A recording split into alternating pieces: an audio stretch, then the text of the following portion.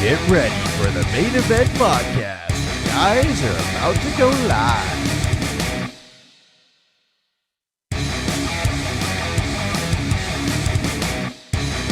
Get ready for the main event podcast. The guys are about to go live.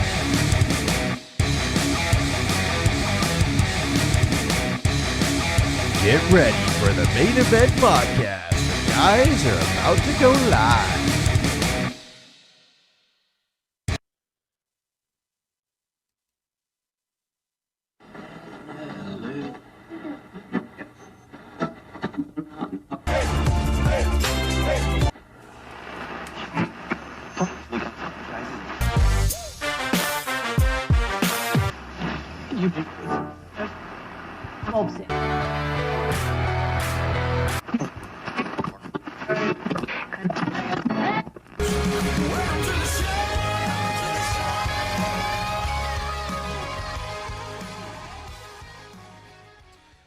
Friday afternoon, 12:11 p.m. I was trying to hit the noon dot.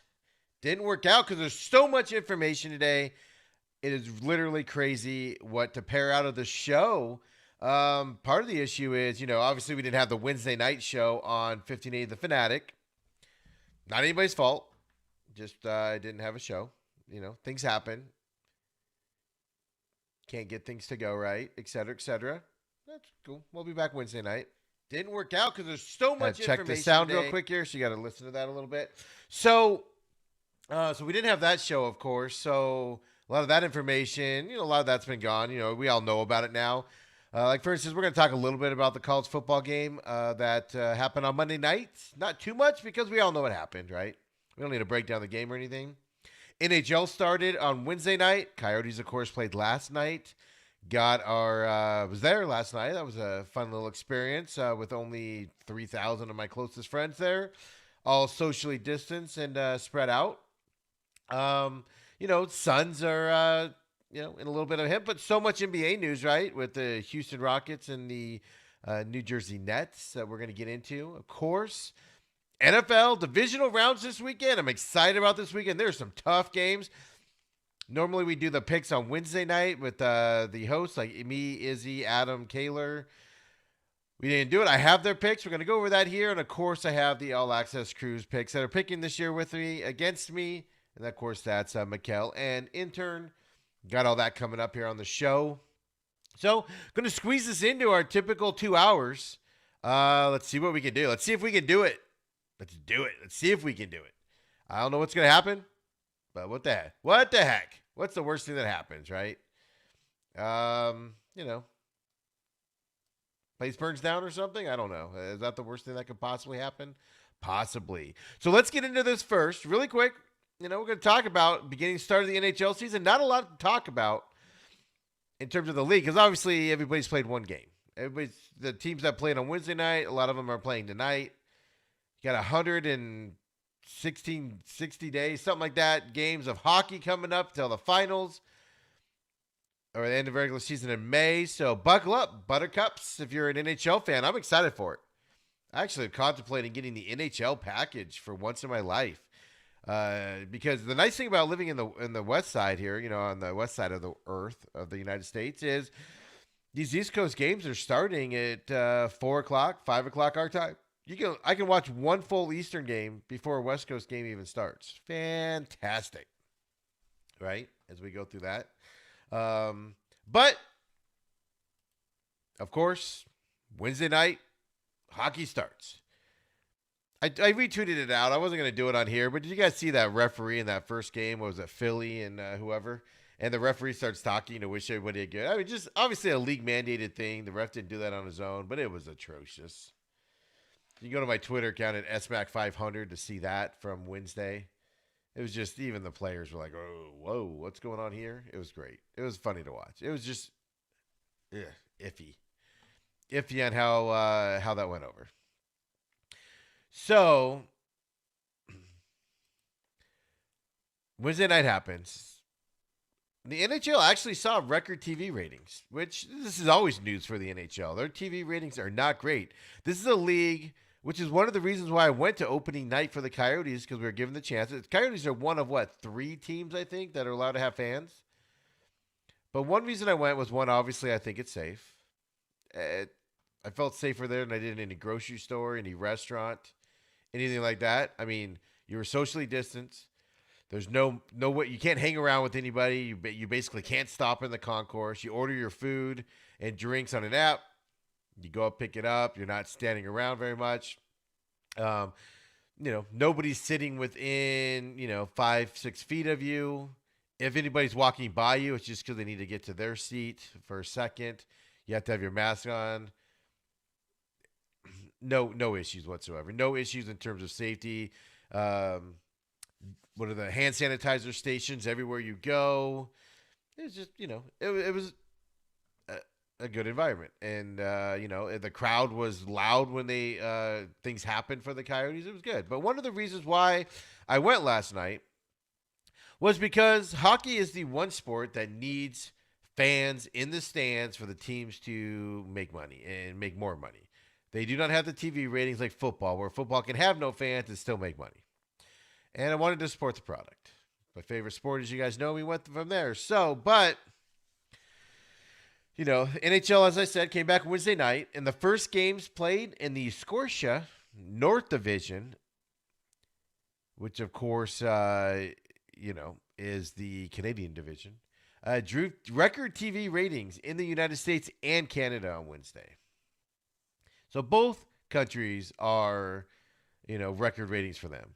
Now, like I said, you got to keep in mind, this isn't football. This isn't even basketball by that stretch. But the first game of the season was the Penguins and the Flyers. That was the game I talked about where the referee gave a little speech and it was awkward, right? Averaged 972,000 viewers on NBC Sports Network in the United States. So that's the network's most watched regular season game ever. And I don't know, how hard is it? Somebody's going to have to answer this for me because I use the apps. So I don't have cable, but I use like the NBC app, for instance. And it's easy for me to find the stuff because you load up the app and everything's right. The regular NBC and all the NBC channels that they own are all right there. You just click on it and you go, right? It's easy for me to find. But how hard is it for you that have Cox or DirecTV to find the NBC SN channel? I've always wondered that, right? But so then it goes on. NBC's, they had a triple night. They had a triple header that night. The next game was the Chicago Blackhawks, Tampa Bay Lightning, which was kind of a snoozer of a game. But then the St. Louis Blues and the Colorado Avalanche, two heavyweights, so I watched that one as well. They averaged 774,000 viewers. So that was making it the network's most watched multi-game opening night on record. So I wonder how many fans they lost with that Chicago Blackhawks Tampa Bay Lightning game because, like I said, that was kind of a snoozer of a game. Tampa Bay pretty much dominated it throughout. It just Blackhawks are, going to be in trouble. But then also the St. Louis Blues and Colorado Avalanche didn't start till, I want to say, that was 8:30 Phoenix time, I think? It was 7:30 or 8:30. I don't remember now. But that's pretty late. And obviously nobody on the West Coast, unless you're a diehard hockey fan of one of these teams, is watching a 10:30 game, Eastern time on a Wednesday night, even if it is opening night. So, like I said, it also drew record numbers in Sportsnet in Canada. So the first game was Montreal Canadiens and the Toronto Maple Leafs, drew 2.1 million viewers, making it the most watched regular season game. Exclusively aired on the Sportsnet network. And then there was also an additional 919,000 on TVA Sports, which is another network up there. So the game combined posted 3.057 million viewers. Now, isn't that amazing how 3 million people watched it in Canada? 972,000 watched. Well, they didn't have that game, but at the most 972,000. The first game there, right? They also had a double header on that sports network in Canada because, of course, the North Division is all Canadian teams. So the Oilers played the Canucks as the second game, and that reached 6.6 million viewers, making it the most watched opening night in Sportsnet history. They're going to break records up there in Canada this year because you're not playing American teams. It's literally Canada on Canada crime up there, right, for these hockey teams. So I can imagine as a hockey fan in Canada, it's their sport. And I imagine how much fun it's going to be to watch your team just play other Canadian teams all year. So obviously, the NHL season is 56 games. 51 game is down, so 55 games to remain for everybody. And tonight there's 5 games, including a rematch of the Penguins and Flyers. And then Maple Leafs and Ottawa Senators are the 2 big games tonight. Coyotes play the Sharks again tomorrow night, I do believe. Other early season hockey news, meaning the first game of the season. Connor McDavid, of course, of the Houston Oilers, of the Edmonton Oilers. He recorded the first hat trick of the season last night. So 1 game in, McDavid has his first hat trick. Those are rare to begin with. To get it on the opening night is pretty spectacular. Mark Stone, for those of you that follow the Vegas Knights like I do, was named captain of the team this year. Mark Stone scored his first goal, and it was the go-ahead goal against the Ducks. The Knights went on to win 5-2. I saw something on the Golden Knights Twitter page where it said he was the first captain to score a goal in a while for the Knights or something weird like that. So the Knights start off strong, I believe. Excuse me while my voice cracks here. Jeez, right? Like I said, there's really nothing to, in terms of exciting things. First game of the year. The Wild, who I have picked as the 4th spot in the playoff here in the West Division with the Coyotes. They rallied past the Kings in overtime last night to get that start. Minnesota, as I just said, Minnesota Wild did beat the Kings 4-3 in overtime. Vegas beat the Ducks 5-2. San Jose, of course, beat Arizona in overtime in a shootout. We'll talk about that in a minute. And then Edmonton beat Vancouver 5-2 last night. And the opening night, Nashville did beat Columbus. Carolina did beat Detroit. Islanders beat the Rangers 4-0, by the way. The Rangers, I saw a lot of people picking the Rangers to go to the playoffs. And they just lost to the Islanders 4-0 on opening night. Boston beat the Jersey Devils 3-2. And Washington beat Buffalo 6-4. I think that was all the scores there. Winnipeg beat Calgary 4-3. I might be missing 1 or 2. I don't know. I think I'm missing a game. Yeah, because the Columbus Blue Jackets played that night too. Played already too. Yeah,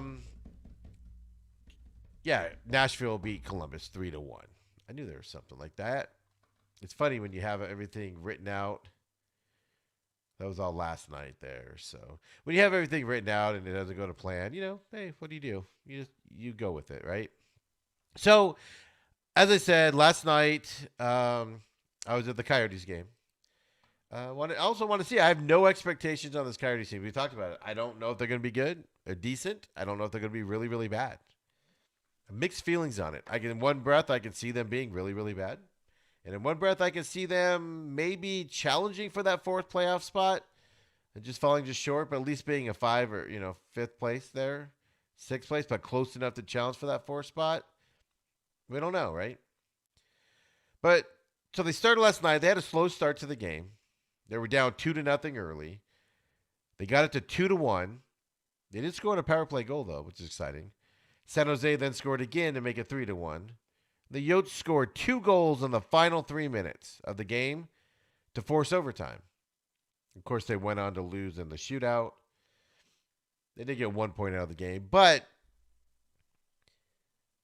it was great to see just on the surface of it. The Coyotes were scrappy. They came back. They didn't give up. They came back. They fought back into this game, and they tied it up at the end of the game.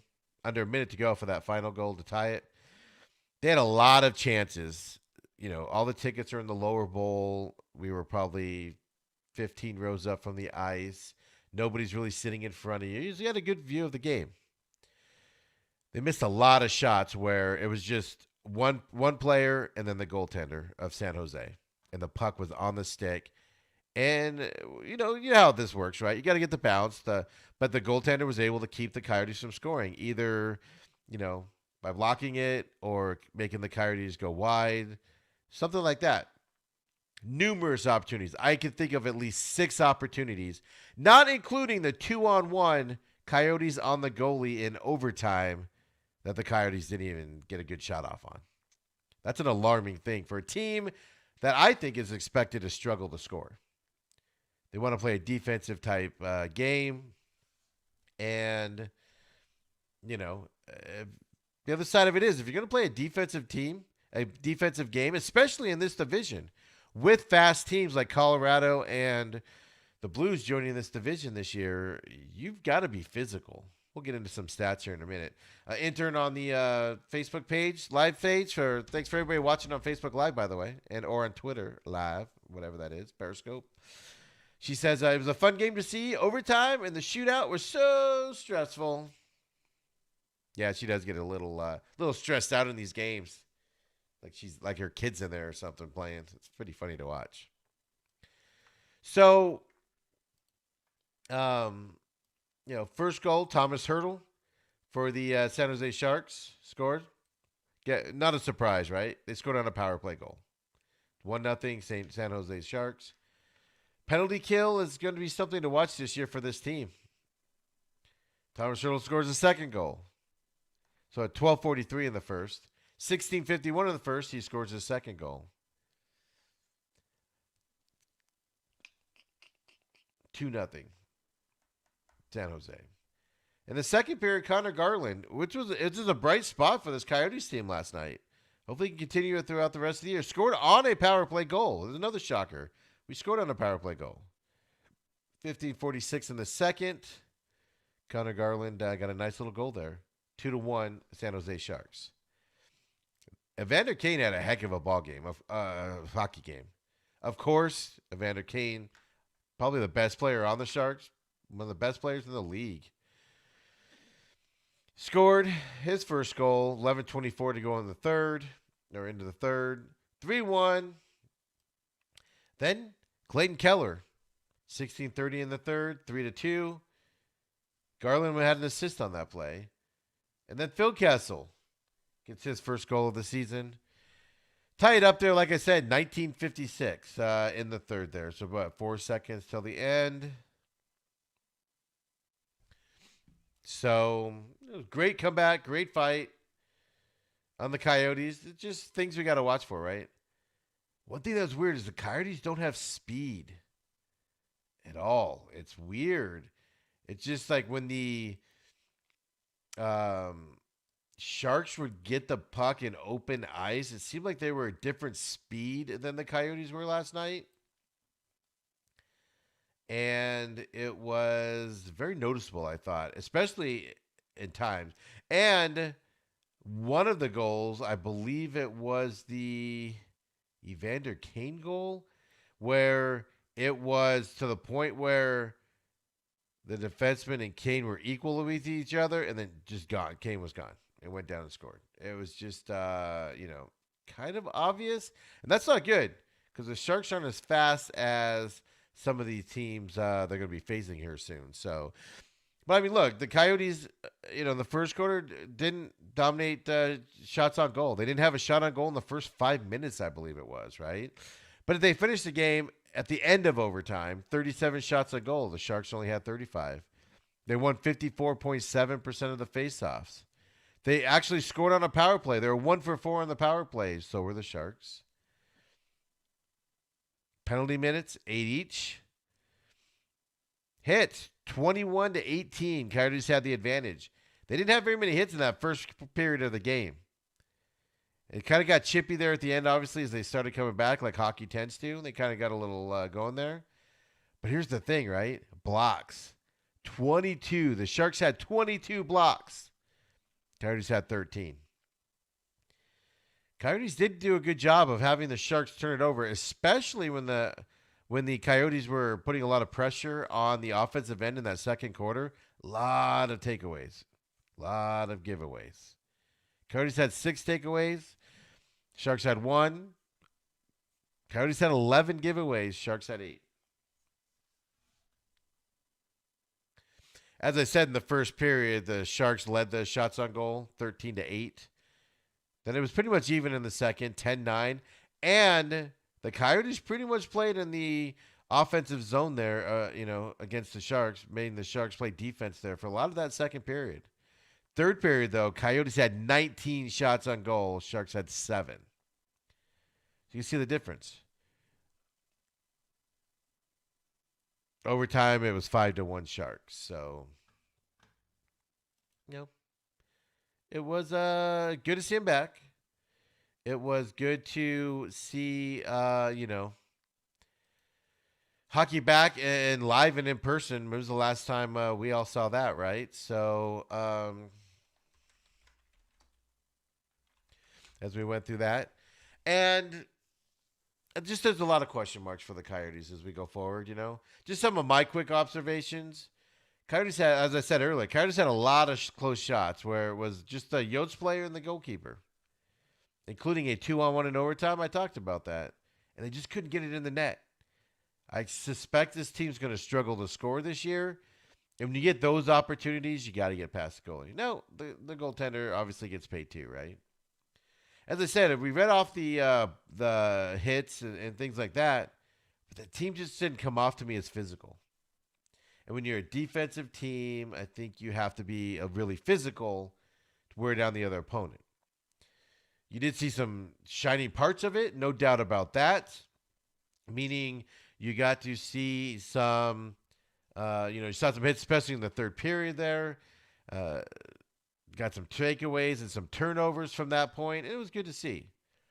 But look, it was game 1. They got 1 point out of it. That's all you can ask for, being down 2 goals twice in that game. It was only game 1, and they play the Sharks again tomorrow night at home again before they go to Las Vegas for 2 games next week. Then they come back home next weekend, a week from this weekend, to play the Knights again 2 games. So 4 games coming up against the Golden Knights. Which, like I said, they got some speed and some players on those teams. So let's see how they match up then. Darcy Kemper did stop 32 shots for Arizona. I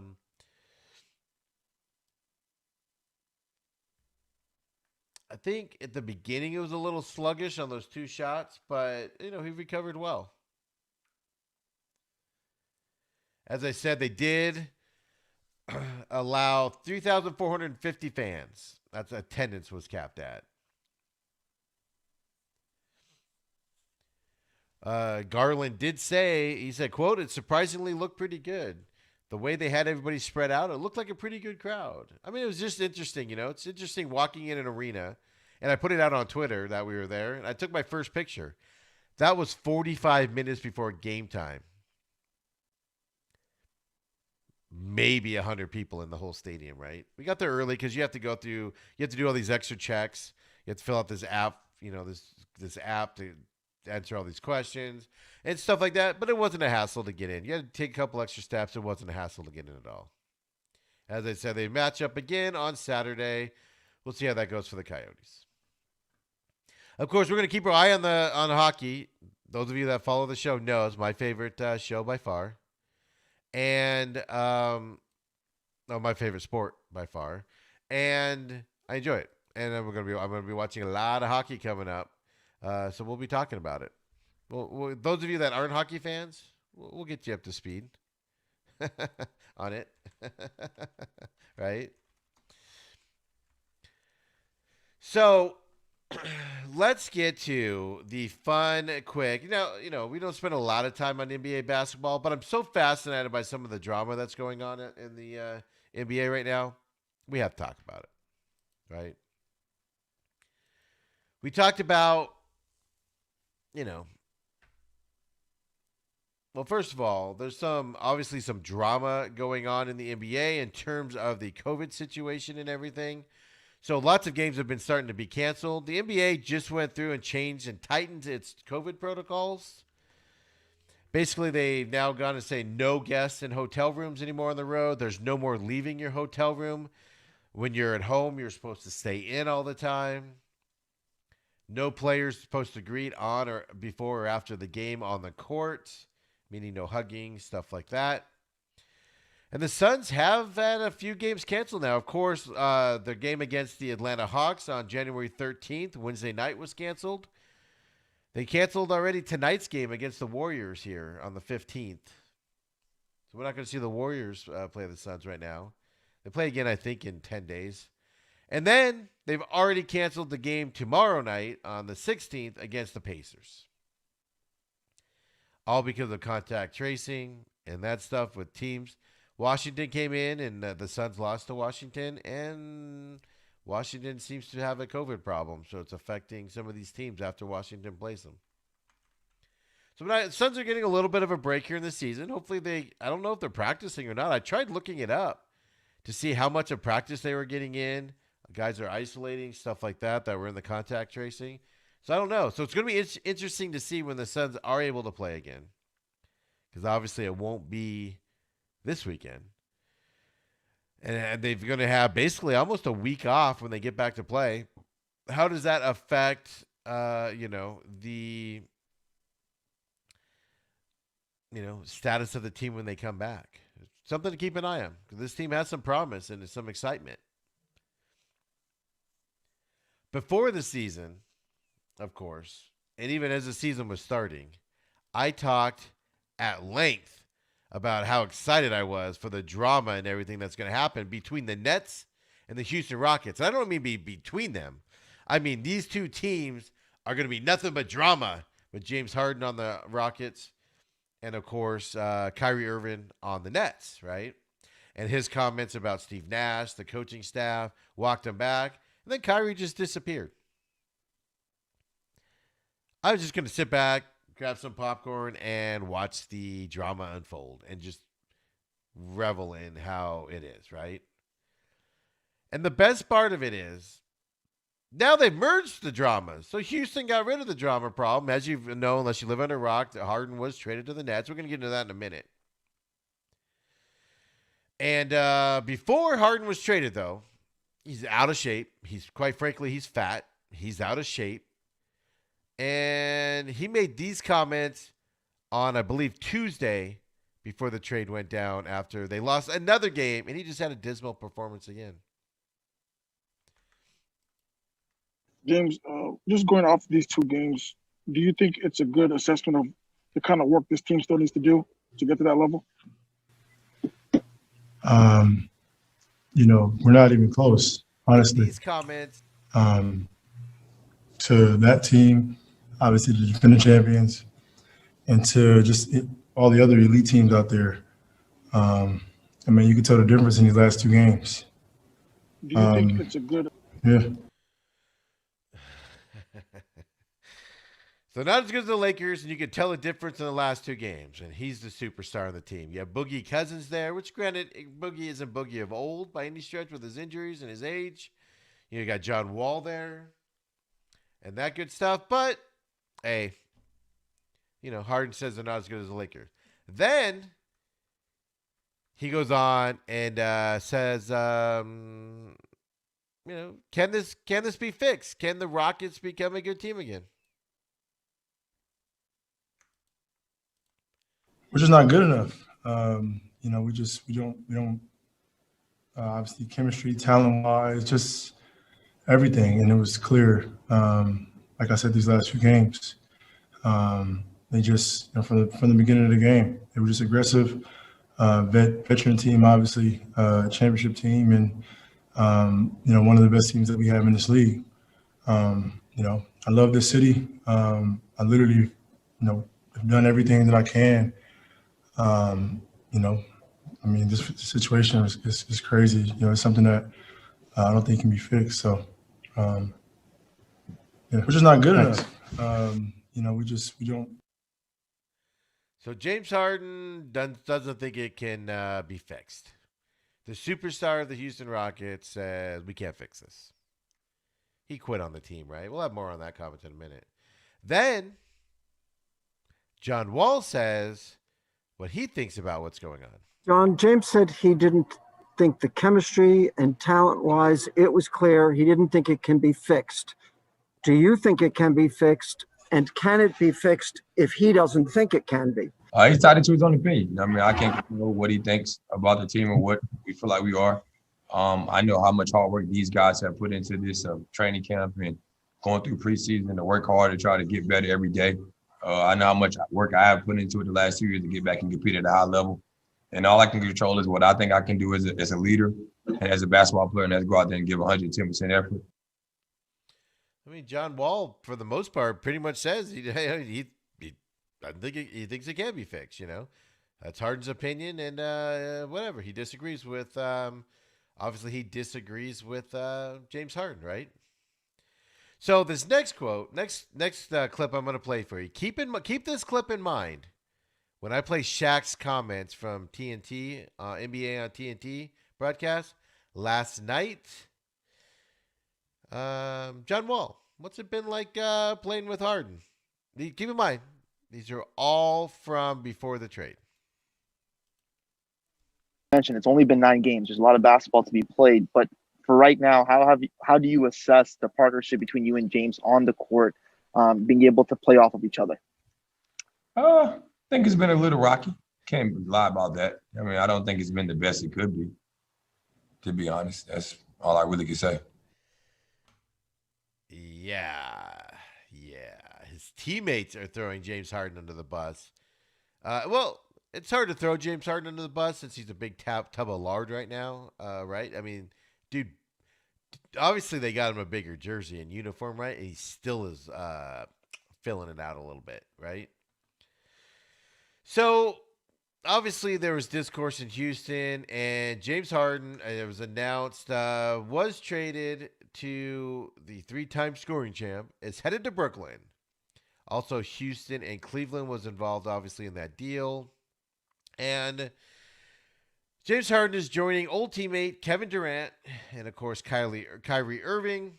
Possibly, if Kyrie Irving decides to come back and play basketball. We'll get into that in a minute. When we leave the James Harden drama, we'll get into the Kyrie Irving drama because it's fantastic.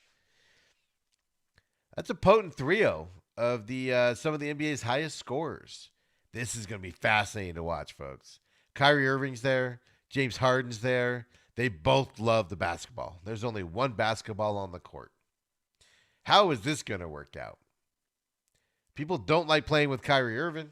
People obviously don't like playing with James Harden. I just played John Wall's comment when he was there. We're going to get to some Boogie Cousins comments here in a minute after Harden leaves. After he leaves the Houston Rockets. It's going to be fascinating. They might start fighting on the court. They're going to be so mad at each other. There's so many pieces involved in this trade, right? I don't even know where to begin on it. Just 6 draft picks go to Houston total. All first-round picks. 3 first-round draft picks.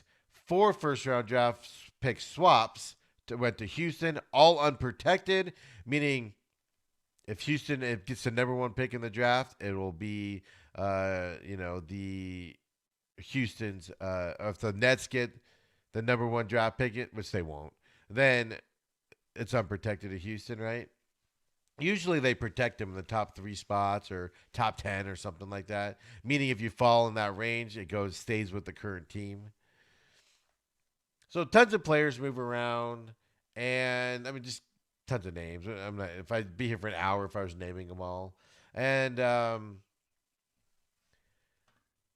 don't even know if we have the actual what finished the deal, right? But obviously the big news is Harden to the Brooklyn Nets, right? So, Houston Rockets owner, who apparently isn't well liked in the league and is a tough guy to work for from everything you read about him, he said, quote, "On behalf of the entire Rockets organization and the city of Houston, I'd like to thank James Harden for an amazing 8+ seasons in a Rockets uniform. James has provided us with so many great memories as we watched him grow from 6th man of the year to a perennial all-star and MVP." He goes on to thank him for his off-the-court contributions. I mean, let's be honest here. We need to set up a GoFundMe account for the strippers of Houston because they are losing their biggest paycheck ever with James Harden leaving. Let's go. Somebody forward me a GoFundMe for the Houston strippers. I mean, these gals are just trying to get through college and medical school. And now their pay's affected because Houston traded the Rockets had to trade him Harden to New Jersey. Now those are the real losers in this deal. Nobody talks about that.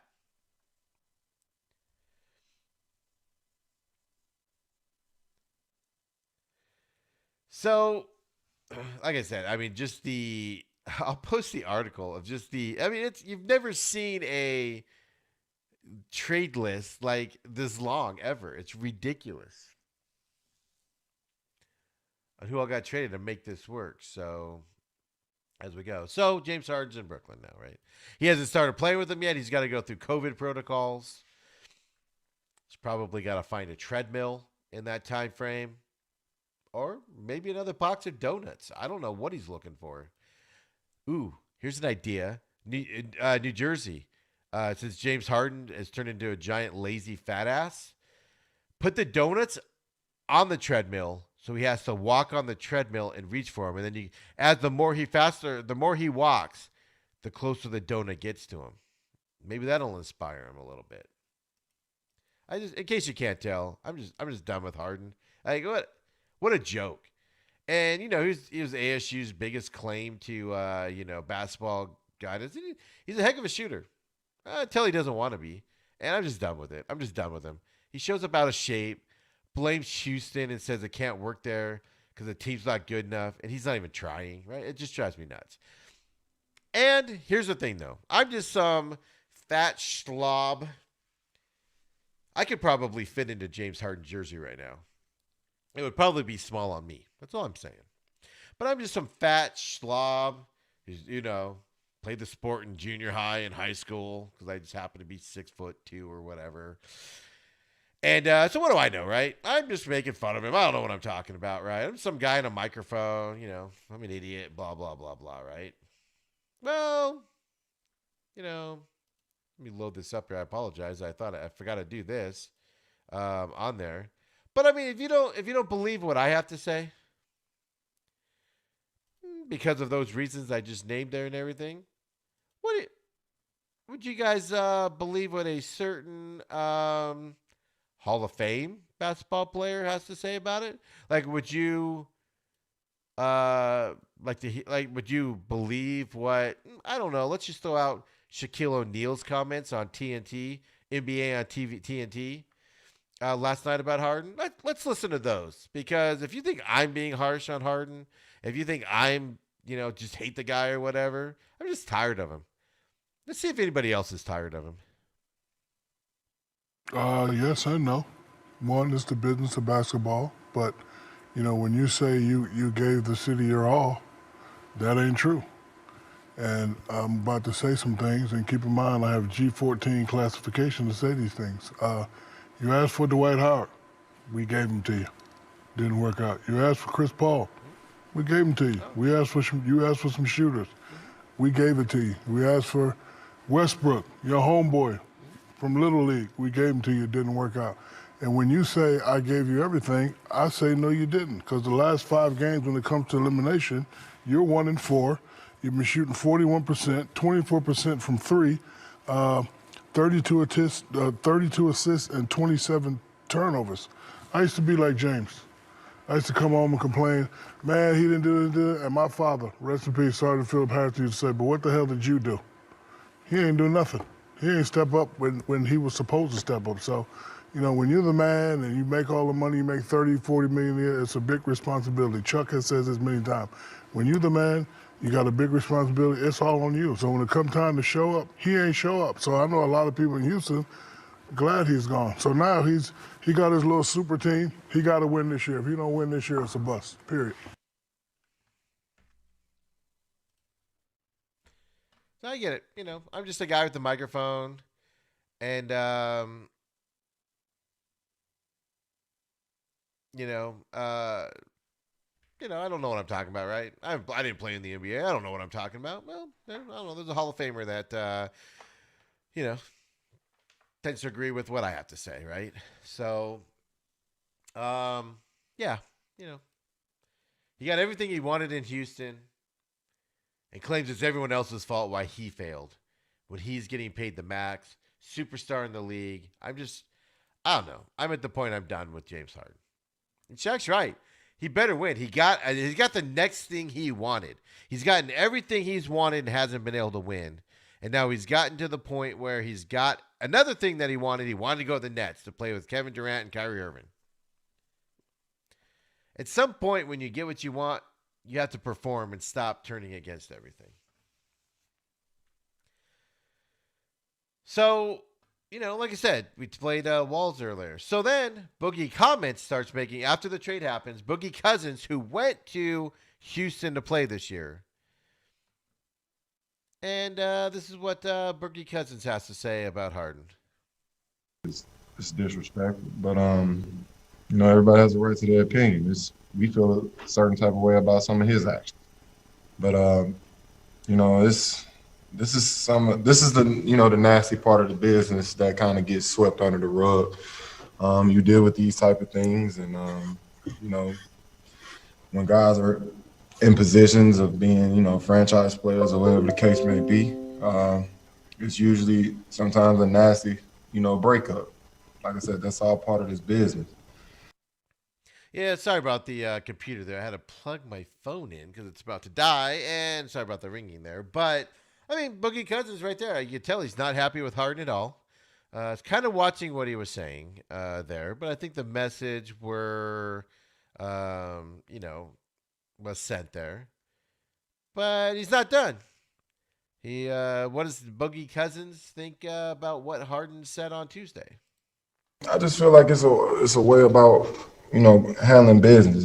He can feel however he wants to feel with the organization or whatever his current situation is, but the other 14 guys in the locker room have done nothing to him. So for us to be on the receiving end of some of the disrespectful comments and antics, it's completely unfair to us. Like I said, we've done nothing to him. We've only showed up to work just like everybody else and came in ready to work. So like I said, it's completely unfair to the rest of the guys in the locker room.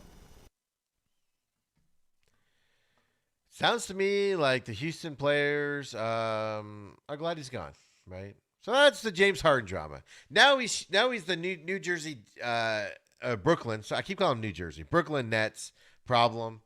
When you move a city, and I call you one thing for a long time, Brooklyn Nets. I keep saying New Jersey, but whatever. It's just I'm so excited for this drama. So Harden's going there, but then Brooklyn. I keep doing it. Is still having problems with what the one guy that they have, Kyrie Irving. So why is Kyrie Irving not playing his games? We've heard a ton of excuses. We've heard a ton of quote unquote rumors. He's missed, I believe, the last 5 games. He hasn't played since January 5th against the Jazz. A lot of rumors. The Nets continue to list him as out for personal reasons, unquote, right? What are those personal reasons? Multiple reports have claimed Irving is sitting out because he was upset after the pro-Donald Trump rioters stormed the U.S. Capitol, according to that angle that they're playing there. Irving, of course, and the Nets have not commented on that, but people are saying that he wasn't happy with the Trumpsters and what they did. Some reports say Steve Nash, the head coach of Brooklyn, has talked to Kyrie Irving. Some have said that he has not. According to Steve Nash, he has spoken to Irving, but he has consistently said he does not want to share details about his conversations with the 6-time All-Star because he can't. Because he has to baby the giant baby, right? He says, Steve Nash said, quote, Kai is still on personal leave, and all the communication with Kai between the organization, I'm going to keep private, unquote. He said on January 10th, before a game between Nets and Thunder. unquote. I'm sure you'll hear, I'm sorry, quote again, I'm sure you'll hear from him at some point, unquote. We're going to talk about why that is a BS statement. Steve Nash has to say that, but Kyrie Irving is quit on this team. And I'm going to give you the example why in a minute. Durant, of course, who signed in 2019 with the Nets and missed all of last year with his recovering from his Achilles injury that he suffered in the playoffs with the Warriors the year before. He also declined to get into it, said, quote, I won't speak about Kyrie. I'll let him do that for himself. I'm sure you guys will see him soon whenever he comes back, and we support him 100% and pray for the best, unquote. Okay. So how many games has Kyrie missed? 5. Personal reasons. He's upset about the Capitol being invaded or whatever spin whoever says it is, right? He missed January 7th, January 8th, January 10th, January 12th, and January 13th games.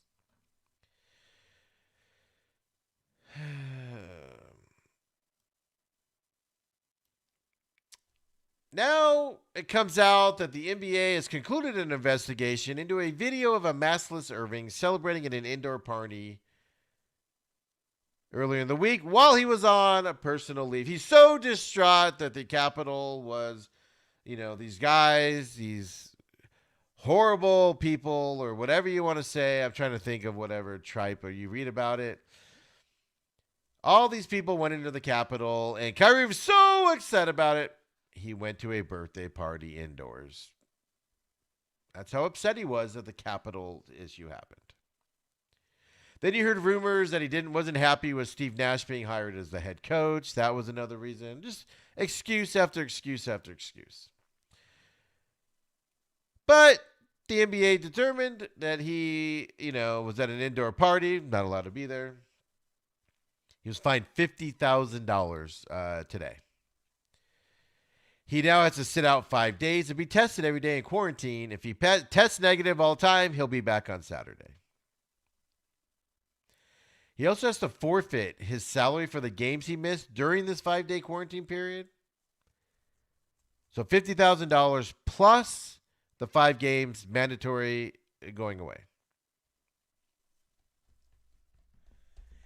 Here's why the Steve Nash comments earlier were total BS. Kyrie Irving is also going to forfeit over $800,000 due to the games he missed for personal reasons. If it really was personal reasons, he wouldn't be having to pay those. They would have waived it. They would have still paid him. They're going after his money now because he just disappeared and quit on the team. He just didn't feel like playing. Okay. He is expected to come back when he passes all these tests to play tomorrow, Saturday, against the Magic, as long as he doesn't test positive. By the way, James Harden is also eligible to play tomorrow night if he can get the donut out of his mouth.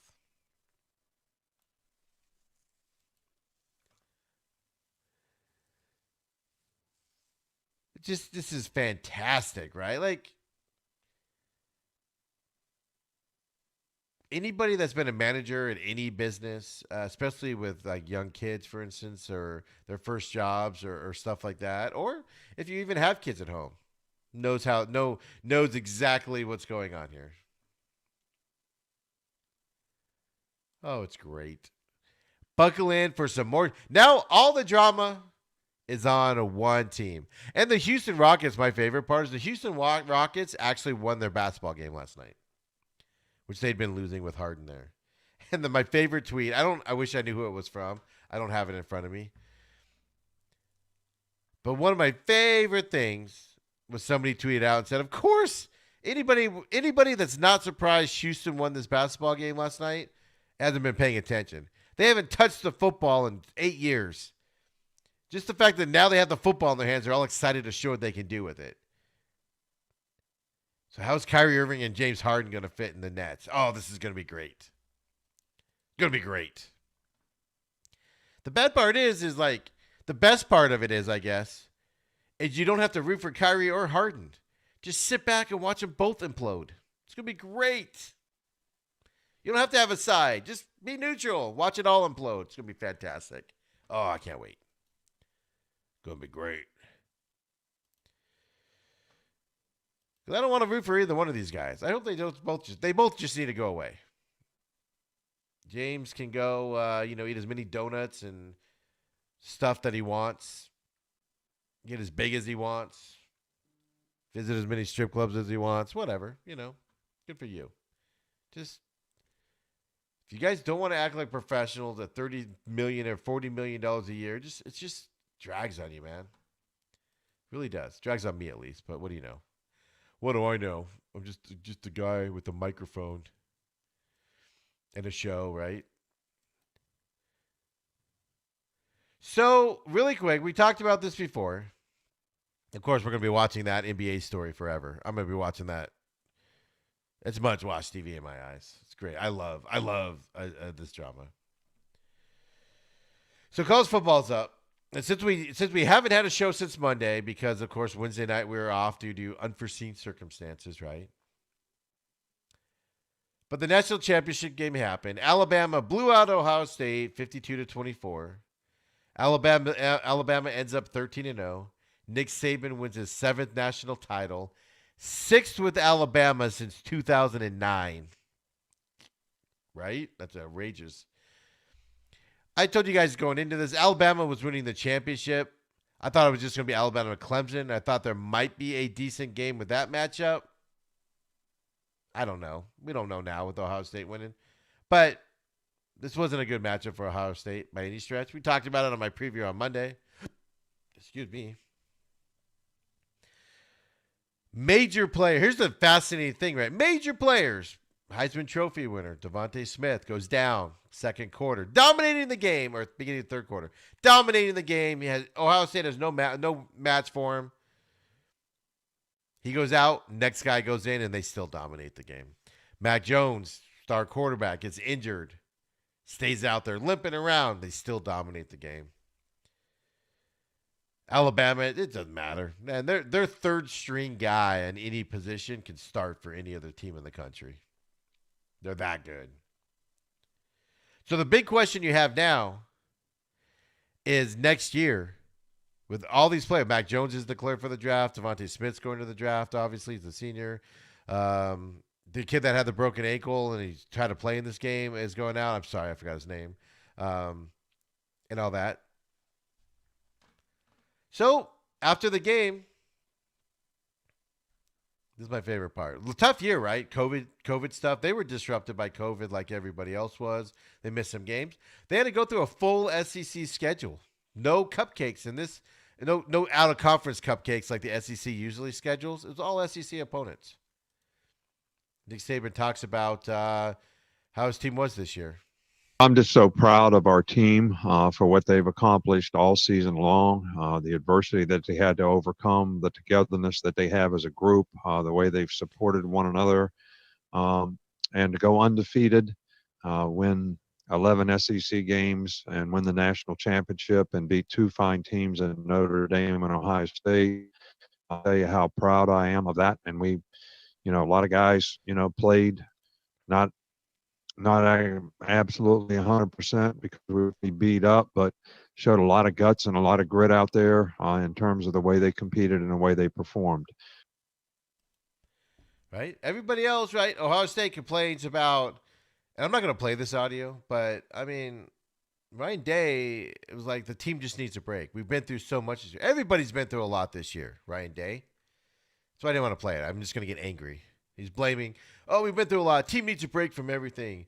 We've had a lot of issues. So did Alabama. They went out there and performed, right? Here's the question. A lot of talk on, is this the best team to, ever? Last year's LSU team with Joe Burrow and that defense probably has something to say about that. But is this the best team that Saban ever has?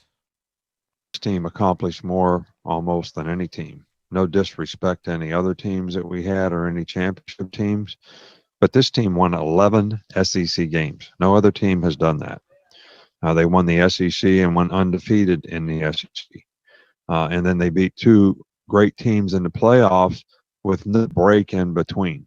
This is our 5th game in a row, from LSU to Arkansas to Florida to Notre Dame to here, and played 13 games and went undefeated. With all the disruption that we had in this season, I think there's quite a bit to write about when it comes to the legacy of a team. You might not be wrong, man. That's a pretty dang good team we watched the other night, right, on Monday night. Then, Justin Fields obviously is going into the draft.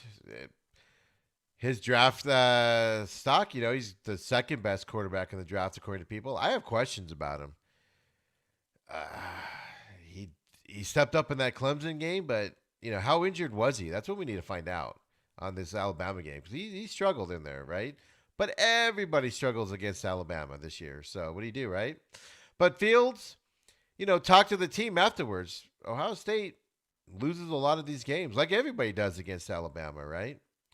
But Fields talks about, as he's getting ready to go into the NFL draft, he talks about what the young players need to do moving forward to kind of get over this game on Monday night. I was just telling young guys that, they have a lot more years here left, and I was just telling them to remember this feeling, and, never let it happen to them again. Of course they were down. They have time left. They have time to work. So I just encourage them to, get back to work as quickly as possible and just remember this feeling, walking off the field with the loss. It doesn't really happen that much here at Ohio State. So I just told them to remember the feeling. Well, because you're not playing in the Big Ten. That's why it doesn't happen. You're playing in the Big Ten. That's why you don't lose a lot, because you play in a really bad conference. But anyway, I digress. And you only played 6 games, regular season games this year. So anyway, I digress. And let's not pile on to Ohio State. They lost to the better team. It should have happened that way. They were never in it. Nobody's shocked by it. If you thought Ohio State was winning that game, I'd love to have your optimism in life. I really would. So anyway, to summarize the game, Alabama dominated. Ohio State was outmatched. Alabama is a full team full of studs. As I said, third stringers will start at any other programs out there. So the big question I have going into it, with all the losses Alabama's going to suffer with NFL, graduation, stuff like that, will anybody be able to stop Alabama next year? Obviously you got a question mark with the quarterback position, but they showed with all the injuries they had in that game alone how many guys are just ready to step up and take that mantle. Woo! National championship TV ratings, on a side note, was down nearly 37% from last year. On a Monday night, nothing else on television. I was surprised by that at first, but then I started thinking about it. And, Alabama was a big favorite. Not a lot of people thought Ohio State would win this game. It's kind of a mismatch kind of a game. So maybe that's what it is. Who knows? It's hard to say why ratings are down when a lot of people are just sitting at home doing nothing, right? As we go forward on that. Yay. So I just wanted to touch on that game since we didn't get to do it all on the radio show Wednesday night. But let's get into it, man. The NFL, of course. Big weekend with the NFL as we are in the divisional rounds. Before we get into the games themselves, we reviewed last weekend on Monday's show. News real quick. A lot of coaches hirings and a couple more firings. Of course, on Monday, the news of Doug Peterson getting fired broke. Troy Aikman came out and said that, in weird ways, said that, it was a fundamental. Because I've been saying all along, if Doug Peterson goes, the ownership sides with Carson Wentz. If Doug Peterson stays, the ownership's going to side with Peterson and get rid of Carson Wentz. The comments from Troy Aikman said that, but not said that. If you listen to the whole thing, everybody came out and said that's what Troy Aikman said. But if you go back and listen to the whole clip, he actually kind of washes around it a little bit. And it didn't necessarily come down to Carson Wentz. There's other philosophical differences that Peterson had with the ownership. But come on, it's the quarterback, right? So they're dealing with that situation. But Brian Schottenheimer was fired as Seattle offensive coordinator. He was there for 3 seasons. That offense this year started off fantastic, beginning part of the game, and then just struggled. They had a horrible end of the season with that offense. They were citing philosophical differences. So you know what that means. Schottenheimer, they didn't like the way Schottenheimer was running that offense. So it's time for him to go, right? And the 6, 7, 8, 9, 9 weeks into the season, you would never thought this would have happened. My favorite part is the Seahawks announced this move on Twitter. And this is literally the quote, how it starts. Quote, Brian Schottenheimer is a fantastic person and coach, and we thank him for the last 3 years. Citing philosophical differences, we have parted ways. I don't know. The reason why I'm laughing is because, like, does anybody question Brian Schottenheimer's as a person? I don't have a feeling either way. I don't know enough about him other than his football life. But is there anything out there saying he's not a fantastic person? Are there rumors out there that he's just he beats dogs or something? I don't know. I don't know. I read too much into this stuff, and I giggle at wording of things, right? Of course, he was hired after Darrell Bevell was fired after the 2017 season. Here's the thing, right? Seahawks ranked among the NFL's top 9 in scoring in all 3 seasons Schottenheimer was there. And this year they scored 459 points, the most in team history.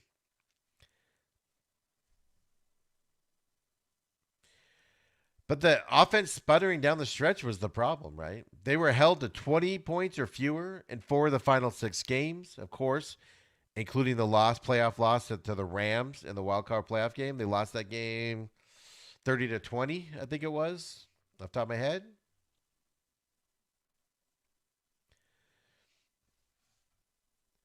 The other thing I love about football is on Monday, before obviously this was announced yesterday, on Monday, Pete Carroll, the head coach, he somewhat sidestepped a question about changes to his coaching staff when he was in a press conference with reporters.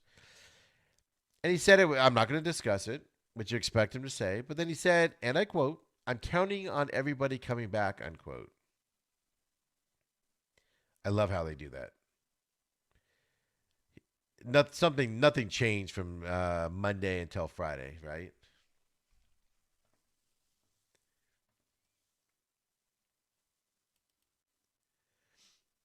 But here's the other thing. Pete Carroll began his Monday news conference by volunteering the information that the Seahawks must return to running the ball more in 2021. I think over these last 3 years, Schottenheimer show he wants to throw the ball more than run it. That's the philosophical difference, right? You can defer that as the philosophical difference. Pete Carroll wants to go back and run it. Ironically, the guy that made the play call to throw the football and have it intercepted against New England in the Super Bowl and lose that Super Bowl wants to run the ball more. Just want to throw that out there.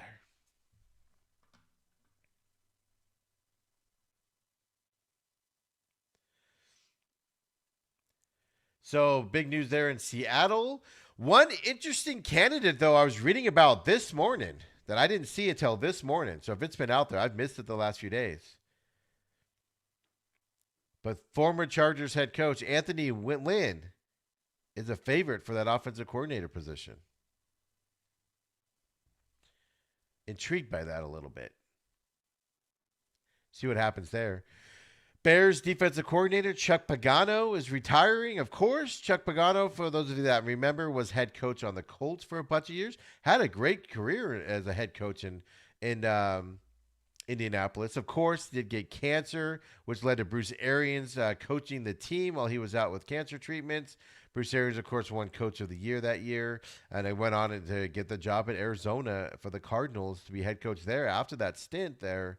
And Chuck Pagano's defense they struggled last year at times, but they were also the only thing on that Bears team worth the salt, and that offense wasted that Bears defense. So the Bears now have to find a new defensive coordinator. But one thing they don't have to find is a new head coach and a new GM. Here is the owner, McCaskey, announcing that. Oh, maybe. There we go.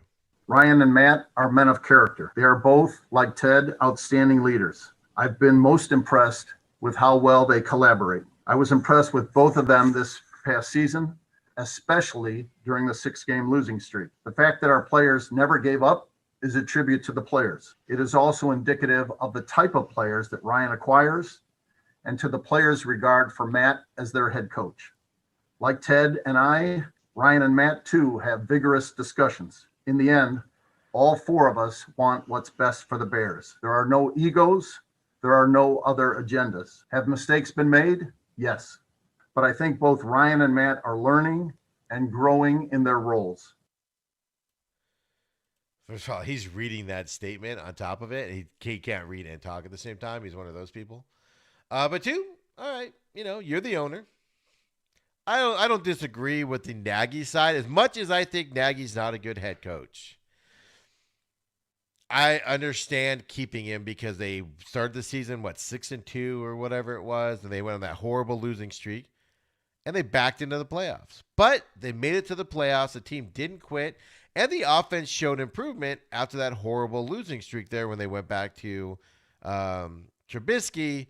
But, of course, it all fell apart in that playoff game, right? So I understand keeping Nagy. But then at the same time, don't you have to keep the GM? Because any new GM that you bring in is going to want their own coach in there. So give them another season and see what they can do.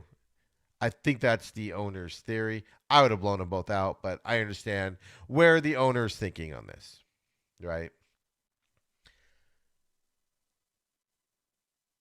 Let's see what McCaskey continues to say about his decision here to keep Nagy and Pace. Your frustration. We're frustrated too. And it would be a perfectly natural reaction to say, back up the truck, major overhaul, whatever you want to call it. After one particularly dispiriting loss this season, a season ticket holder sent me an email that read, "Fire somebody. We deserve better." I get it. You deserve your Bears being winners. The decisions we're announcing today may not be the easiest or most popular, but we believe they're the best decisions for the Bears.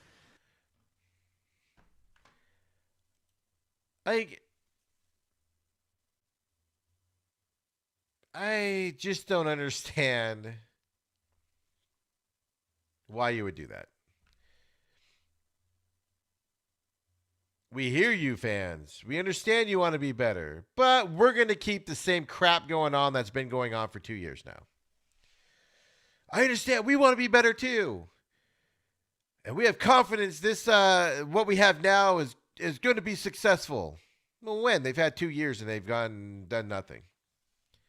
God, I love owners when they're like this. It's just freaking great owners that are like this. Love it. Then it gets worse, in my opinion. That's the owner basically peeing on his fans. Then the GM, Pace, gets to talk, and let's just see what this genius has to say, right? How have you learned? How have you improved? I think we're all doing that. And, one thing this league teaches you, and Matt and I were just talking about this the other day, you're either humbled or you're about to be humbled. We've made mistakes. Yes.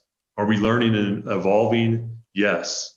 Are there some things that I would do different if I could go back on a variety of decisions? And sometimes they're not just all roster decisions. Yes.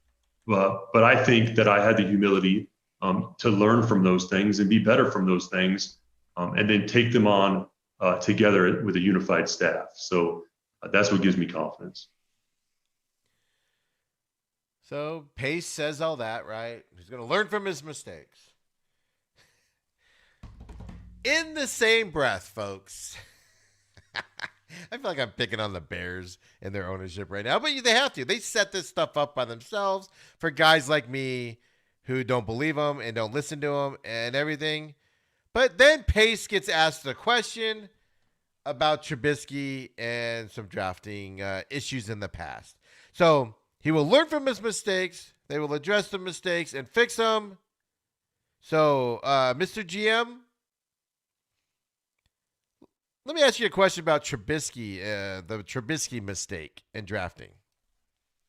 Correct, Ryan. What specifically was the misevaluation that led you to choose Trubisky over Mahomes and Watson? And what specifically have you learned from that mistake that will help you get it right this time? Yeah, I think, again, I get the question, Mark, and, we're focused now. I think what you just said is like, what did you learn as we go forward and making sure in any acquisition we make that we're doing it the right way? I think, and I don't think I would say this, the chapter, we still got a lot of decisions to make. I mean, the season just ended 3 days ago. So we have a lot of things we got to work through with a lot of decisions on our roster, including quarterbacks. So some of those things still got to unfold. Anybody notice how he didn't address the question on how they're going to not make that mistake again? The GM literally just said he will learn from his mistakes. And a reporter, I get sidestepping the first part of the question. But the second part of what did you learn from that and how will you not make sure that doesn't happen in the future? He punted on that one. The GM literally just got done saying he's going to learn from his mistakes. The reporter says, how did you learn from the Trubisky drafting over Mahomes mistake? And he had no answer. Good luck, Bears. Have fun with that. Don't forget, your ownership cares. Email them. Send them notes. Tell them how god-awful it is. Tell them how you need a winner in town. And the McCaskey family's just going to excuse my language, shit all over you. They do not care, Bears fans. Have fun with that. Oh, let's stop picking on the Bears some more because they're like a gift that keeps giving. Let's move to the Steelers, and it's going to be my new favorite team to kick around now. I after that Ravens Thanksgiving game was moved a lot, I came out on I believe it was on when I was filling in on the Daily Blender. I believe I said Steelers are in trouble. There's something wrong with that team. They're not going to win a lot. They aren't going to be good the rest of the season, and they weren't. After that playoff game where they lost to Cleveland, I said changes need to happen. I'm not saying they need to fire Tomlin, but I'm thinking maybe after 13 years, it's time he goes, right? But definitely Roethlisberger's a problem. That whole offense is a problem. That offense is a running offense turned into this passing offense with a quarterback that, he could throw the football still after his arm surgery last year, but he's not the young guy he used to be. Throwing it 60 times just isn't good for any quarterback, let alone Ben Roethlisberger, right? And the Steelers' season was a giant dumpster fire. Started off so good, 11-0, and then sucked some more, and they got to the playoffs and sucked even more, right? And like I said, I question changes. They need to be made. Are the Steelers willing to make the changes is the question. Changing the offensive coordinator isn't going to improve this team. Changing a defensive coordinator isn't going to improve this team. It's a cultural issue there at this point. And they've had these seasons before where they've started out good and they've failed at the end. It's becoming a trend for the Steelers. And are the Steelers willing to do it? I don't think they are. But here's Mike Tomlin after yet another disappointing finish to the season. What about changes that need to be made, Mr. Tomlin? Something that I am in the process of researching and working to identify and to make necessary changes to ensure that we're not having similar conversations as we move forward. It has been a disappointment. I'll acknowledge that. And, I'm not going to maintain status quo and hope that the outcome changes. That's the definition of insanity. So he's going to make changes, but what if he's the problem? And I don't mean that. I don't mean what if he's the problem as like it's bad. The guy's been a really good head coach. But sometimes your voice just goes away. At some point, you have to start rebuilding. You have to find your next quarterback, right? You need to find your next tell me the receivers. Any good receivers on the Steelers right now? And they threw the football a lot at the end of the season. It sucked. Yeah, they lost Dupree. They lost the other guy late in the season to another injury. I forgot his name. I apologize. That defense took some injury bugs going into that. This isn't a team. This isn't a team built. And I said it after that Ravens game that I think their 11-0 start to the season was because of their schedule was very favorable to them. And remember, they got some breaks because of some COVID issues earlier in the season, so they were able to get a little bit more rest than other teams, et cetera, et cetera. Their schedule helped them out. It's not a very good team. And the team next year coming back is going to be a year older. I'm not just throwing this out there as a question. I'm not saying you fire Tomlin tomorrow. But is that something they need to look at? They're obviously not going to. But they've had these types of seasons before where they're really good and then just disappointing end. He claims he's going to changes have to be made. They already did some coaching staff stuff. But as I said, changing an offensive coordinator, changing a quarterback's coach isn't going to change that. That's it built into the culture. Once you start losing in that fashion and having these things happen, it's built into the culture if a head coach has been there a long time or a GM. Look at the Atlanta Falcons under Dan Quinn. Good. Super Bowl. That Super Bowl loss happened. Downhill from there. They could never get it back because once that's in there, it's in there.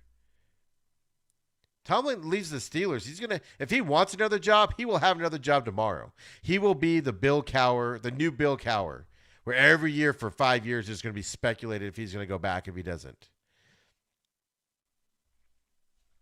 Just the Steelers, man. They're not the team you think they would be. So will Big Ben be back for the Steelers? Let's ask Tomlin. Think that it's realistic that Ben will be back given the cap implications?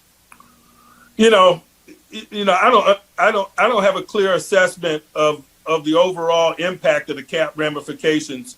So I might not have a direct answer to your question, but I think it's reasonable to assume that there's a chance that he's going to be back. Certainly, the depths of the ramifications of the cap discussions, I am not privy to as I sit here right now. That reporter bailed Tomlin out by bringing up the cap considerations. Ask that question again, but don't bring up the cap. Is Big Ben coming back next year based off his performance and his age and his body? That reporter bailed him out to answering that and sticking to the cap ramifications. But if you notice, even then, he said there's a chance Big Ben will come back next year. Ask any other coach. Ask San Diego if Justin Herbert's coming back next year. Absolutely. He's my guy. I'm going to switch to another game here. Listen to Indianapolis, Chris Ballard, the GM of the Colts, talk about Phillip Rivers. So remember, Big Ben, there's a chance he might come back, according to Tomlin. Here's Ballard on if Rivers will be back next year. Listen to the difference.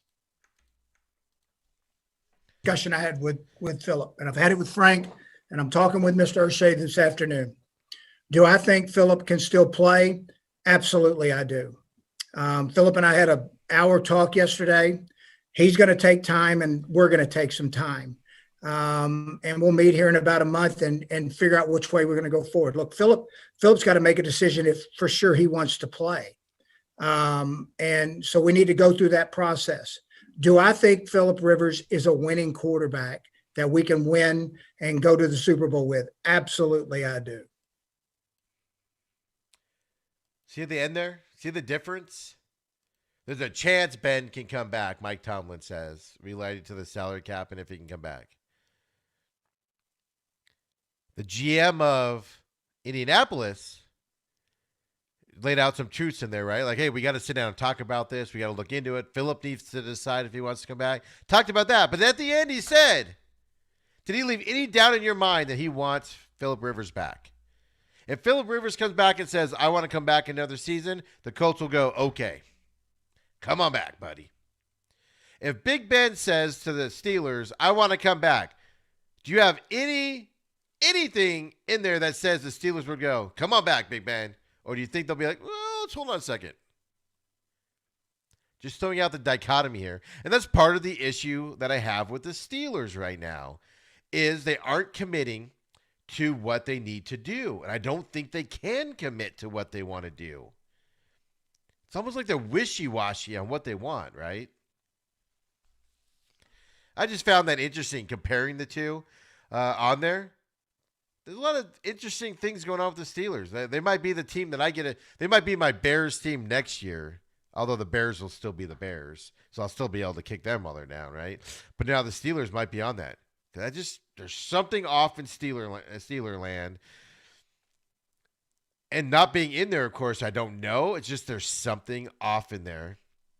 And does anybody have any faith it's going to turn around? Nope.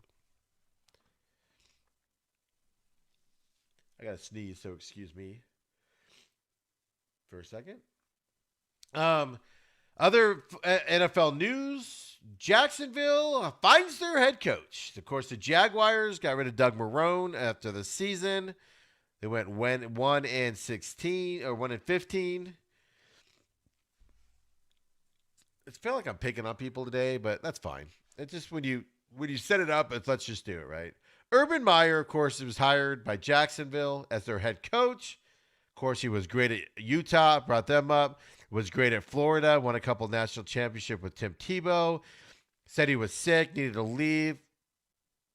I think he was saying he was going to die if he kept coaching, something weird like that. After Tebow retired, he's out of the league, then gets miraculously healed, goes to Ohio State, wins there. NCAA comes knocking because of some questionable things that were done. All of a sudden, he's sick again. And in December of 2018, Urban Meyer insists he will not coach again, and he'll remain in Ohio. Sit here now, do you believe you will not coach again? I believe I will not coach again. Are you fairly certain? Certain, yes. I love Columbus. I love Muirfield, where I live. I've always been a Buckeye as long as I can remember. Gene Smith, like I said, that our relationship has always been good. It's over the top now, and I trust him with my life, and our families are very close. And so when he says jump, I still say I'm going to still call him boss, and however I can help this. I believe in Ohio State. I believe in the spirit when you walk around this campus. So, I mean, a lot of that, as obviously he just left Ohio State at that point, and he's just praising Ohio State. But at the beginning there, I'm positive I won't coach again. So a lot of people will say that after they retire from a high-pressure job, et cetera, right? But then in January of 2019, basically a year and a month later, Urban Meyer again says what he is not going to do in his future. Believe that you won't coach again? Well, I think I'm very blessed, and this has been, I know, relatively young, but I started young. 17 years as a head coach, 33 years doing this, and just very fortunate, and I do believe I'm done. A year ago, he says that. A year after, he says he won't coach again. And shocker, Urban Meyer's now the head coach in Jacksonville. I haven't seen any, contract things come out yet or anything about that at all. So we'll have to see what the deal is. I bet you it's going to be more than what Gruden makes. I'm going to put money on it. I mean, I wouldn't put my house on it. I think it's going to be more than what Gruden makes. So more than $10 million a year.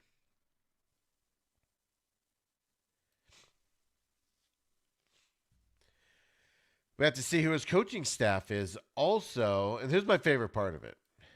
This is what Urban Meyer says. I'm ready to coach Jacksonville Jaguars, he said in a statement. He said, Jacksonville has an enthusiastic fan base, and the fans deserve a winning team. With the upcoming opportunities in the NFL draft and strong support from ownership, the Jaguars are well positioned to become competitive. I've analyzed this decision from every angle. The time is right in Jacksonville, and the time is right for me to return to coaching.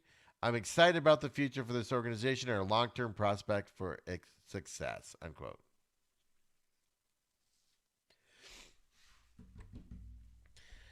He is very opportunistic on where he goes. It has to be set up for success for him. And the guy doesn't handle losing well. He's had health issues in the past, or he's claimed to have health issues in the past. But there's a far difference. Most college coaches do not make it in the pros. And there's a reason for that. In college, you can go draft, some say illegally. I mean, in college, you can go recruit, some say illegally in some instances. Not Urban Meyer, though, right? Some rumors out there. In the pros, you're stuck with who you draft. Yeah, you have to recruit free agents. They have $100 million in their salary cap that they can spend this year.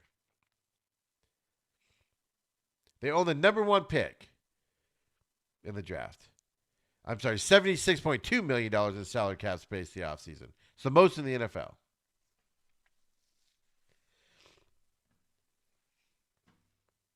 Right? So they have room to make moves. And then there's all this stuff that he's looking at college coaches to come up to be on his staff. He needs some proven NFL guys on there. College system isn't going to work it.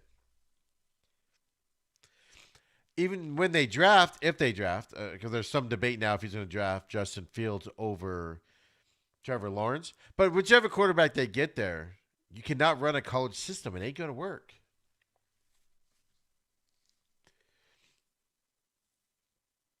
We'll see how it goes. I'm baffled by this decision.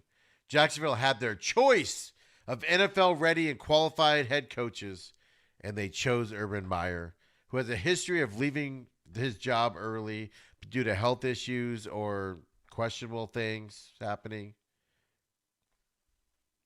I'm baffled by this. So we'll see what happens. They have a bunch of draft picks this year also. He's very optimistic, but I'm willing to bet you he's going to make $11 to $12 million a year, more than Gruden does. Probably be a 5 or 6 year deal. He won't make it the whole way through it, but we'll see. You think pressure's hard in college? Wait till you get to the pros, man. You have to quit Florida because the pressure got too much there.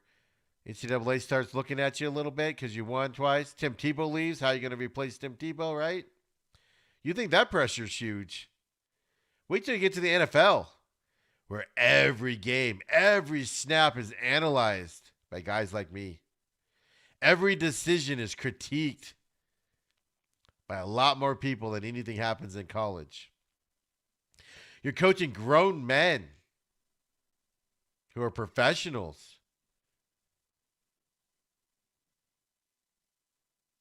In college, you can tell a guy, hey, go run laps, whatever, you know. You're going to do this. In the pros, it ain't that easy. They got to respect you. These guys are professionals. Their job is to win. Their job is to dominate the other guy in front of them. Their job is to do their job so they can stay in the league and make money. Chip Kelly flamed out for a reason. He took his college stuff there, and guys failed on him. Guys were like, I'm not putting up with this stuff. Chip Kelly failed out of the NFL. Oh, man, that's going to be fun to watch. Another head coaching position falls also. The Jets found their head coach. 49ers, defensive coordinator, Robert Saleh. He's an interesting little fact here. I normally don't look at these facts too much, but I'm actually fascinated by this. You want diversity in NFL? Everybody talks about black coaches and all of that are being promoted and that they don't get a job. It falls back on that, right? We have our first Muslim American head coach. Hey, it doesn't get more diversified than that. This guy will get anyone to run through a wall when he speaks. And the 49ers, I will listen to one of his pregame, hype things for the 49ers. Man, that defense would do anything for him. And on December 31st, somebody asked him a question, and he wants to create a culture of toughness wherever he became a head coach, which, as I said, is now in New York. Listen to his words. There is a toughness. There's a mindset. We're a team that will stand in the middle of the ring with anybody and punch and punch and punch until the final bell rings. And that's because of the mindset that he brings day in and day out, the mindset of the players that they bring day in and day out. And so offense, defense, special. It doesn't matter. It's the mindset of the person in charge that creates an atmosphere in which players compete and players fight for one another, and players have a genuine. Hopefully that sounded okay. I dropped my stuff and it all went to the crapper there. So everything switched off on me. So let me make sure everything's working again here.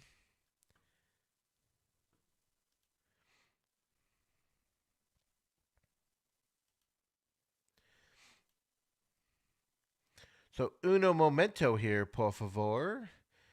Apologize for that, everybody. I had a sneeze and I went off camera and dragged everything with me. So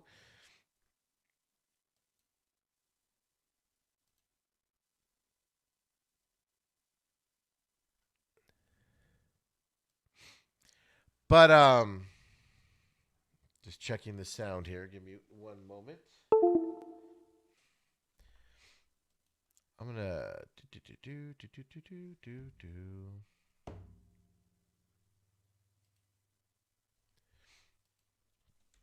sorry about the production issue here.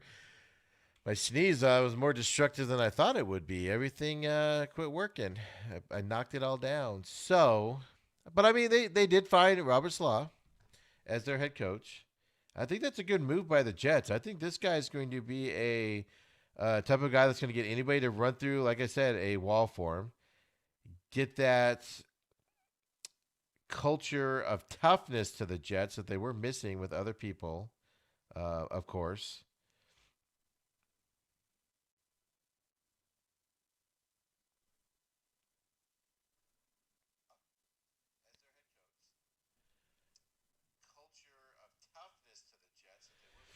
Okay, so sound appears to be good.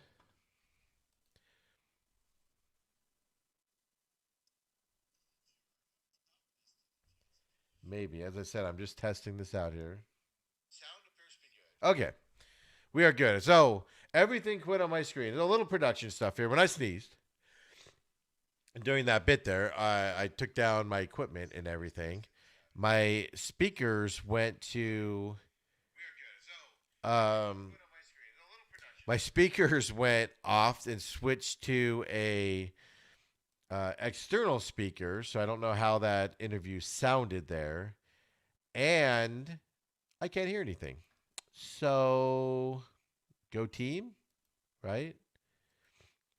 So what I'm gonna do is, just in case it didn't sound good, I know this is kind of annoying, and I apologize to everybody, but Howie wants to create a culture of toughness. Let me try this again. There is a toughness. There's a mindset. We're a team that will stand in the middle of the ring with anybody and punch and punch and punch until the final bell rings. And that's because of the mindset that he brings day in and day out, the mindset of the players that they bring day in and day out. And so offense, defense, special, it doesn't matter. It's the mindset of the person in charge that creates an atmosphere in which players compete. And players fight for one another, and players have a genuine love for one another. And that's what this building represents. Mikkel on the Facebook live feed says, Steven sneezes and knocks out the system. Now that's a superpower. I wish I could say it was the sneeze that did it. What it was I have everything to my right, and I went to the left, and I have like this super long, like 6-foot cord for my headphones, right? So I can hear the sound that we play and everything. And when I sneezed, it got caught and it yanked all the sound system down. Like I said, I couldn't hear anything through the speakers. It all switched around, and my Facebook feed on the computer is what it says right now, but it comes up on my phone. So I didn't know if we were knocked off air. It's a whole it's a whole deal here, man. So I didn't know if I was still on. I didn't know my thing that's recordings on there. It was just funny. I was like, I don't know if I'm on right now. How do I handle this? Do I keep talking and assume I am? And do I keep assuming I sound good? So all right, we're back up. Okay. I had to reset everything. I had to reset the thing. So anyway, Moral of the story, I guess, is don't sneeze and make your cord go too far over. Wow. But Jets got their man. That's a good choice for the Jets. I don't think there's any reason why this guy can't be successful except for ownership failing on him. So here's the question I have, though, for him is, do you, because he's obviously defense, and they have the number 2 pick, assuming Trevor Lawrence goes to Jacksonville, Justin Fields will be there. He's a defensive coach. You have Sam Darnold, hasn't been coached very well the last couple of years, regardless of what Bill Belichick and Adam Gase were saying about it. You go defense, right? You build that defense up first. I feel if I was starting an NBA franchise today, I would start with defense first, build that up, and then work on the offense. Maybe they can do that. Well, it'll be interesting to watch the Jets going forward. But they got a guy at least, because when Todd Bowles was there, he was a defense coordinator, but he wasn't he didn't inspire you very much. Salah will inspire people, no doubt about it. It's exciting times. And then the other deal, another head coach issue might be closing up as well. According to sources, multiple outlets are saying the Falcons offered head coaching job to Tennessee Titans offensive coordinator Arthur Smith. Who? All right. Does anybody know who this guy is unless you're a Titans fan? Now, the article I'm reading from is from ESPN, but I saw it on Sporting News. I saw it on NFL.com. So there's multiple reports out there about this. Smith is 38 years old. The Titans have a good offense, right? They were averaging 30.7 points a game under Smith. They finished the regular season averaging 396.4 total yards per game. Third in the NFL. The Titans' rushing attack posted 168.1 yards per game, second only to the Ravens. But that's easy to do, right, when you have Derrick Henry. He had over 2,000 yards this season.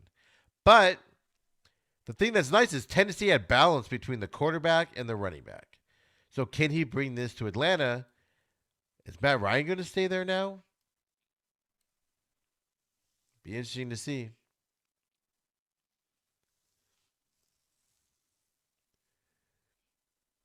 Obviously, Dan Quinn was a defensive coordinator. I am a big fan of whatever you just got rid of, go to the opposite. Dan Quinn was a defensive coordinator. Dan Quinn focused on the defense. Got rid of him. Now they're going offensive coordinator's position, an offensive guy in there. Hopefully, he gets a good special teams guy that knows the rules, so when an onside kick happens, they know what to do with it.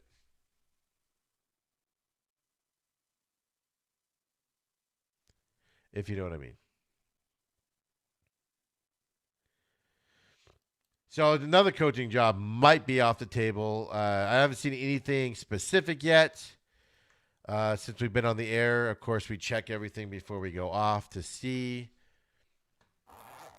Breaking news, there's that stupid ad that always pops up when I go to a certain website. Oh my gosh. It always starts with a freaking zipper. That's great. Oh, the show's just got off the rails because I sneezed. One thing about this weekend's games really quick. Bucks, it's announced now, Bucks are going to start Leonard Fournette. Rojo, Ronald Jones is a game time decision.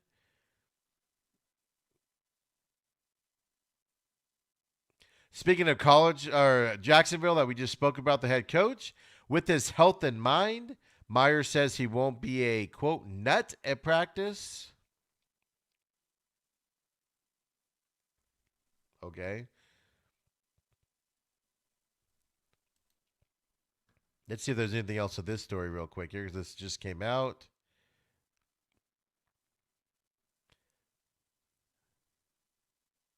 Okay, I'm just going to read from this article. Myers' health scares while he was a head coach at Florida and Ohio State, which were exaggerated by the stresses of running major programs and the immense pressure he put on himself to win, forced him to step away from the game. But the Jacksonville Jaguars' newest head coach says he has learned from those experiences and a new approach will help him avoid further problems. There's more pressure in the NFL than there ever is in college. I don't think it's going to work out. I think he's only going to be there for a year or two. That's why I don't understand it. You have a quarterback coming into this league. You need a coach that can grow with him, kind of like what the Cardinals are doing, right? Year 2, Kyler Murray and a Cliff Kingsbury, and they've grown. That's what you need. The worst thing for Trevor Lawrence or whoever comes in is in year 2, they have a new offensive system put in there. But it's not my team. What do I know, right? This weekend, of course, we have divisional round in the NFL. You have Rams at Green Bay on Saturday, Baltimore at Buffalo, Cleveland at Kansas City on Sunday, and Tampa Bay at New Orleans for another rematch for those three teams. Excuse me, another rematch, game number 3 for Tampa Bay and New Orleans. This show has gone crazy, folks. Buckle in now. We were doing so well, too, until I sneezed. Oh, Lord. Oh, Lordy. Oh, Lordy. So let's start off first, right? You've got first round game, Green Bay. Rams at Green Bay. As you guys remember, the Rams beat the Seattle Seahawks last weekend. Green Bay had a bye. Akers played very well. Jared Goff had to go into the game because Wolford went out. He's been ruled out due to a neck injury this week. Goff will stop for the Rams. Head coach of Green Bay, LaFleur, talked about the decision that the Rams were going to go with Goff while Wolford will not be playing this weekend. I think there may be a few things. I'd have to go talk to Pet, but certainly I think we were pretty much preparing for Jared all week. So, it doesn't change too much. So they've been preparing for Mr. Goff to play. His thumb obviously is going to be healed a little bit better. They're still going to have to rely on the running game. This is worrisome because Green Bay can score points left and right. The weather that I saw means a little bit of snow this weekend, but it's definitely going to be cold. And I don't know if the Rams having to run the ball a lot is going to be able to keep up with Green Bay in this game. Of course, McVay and LaFleur, very close. They're very close friends.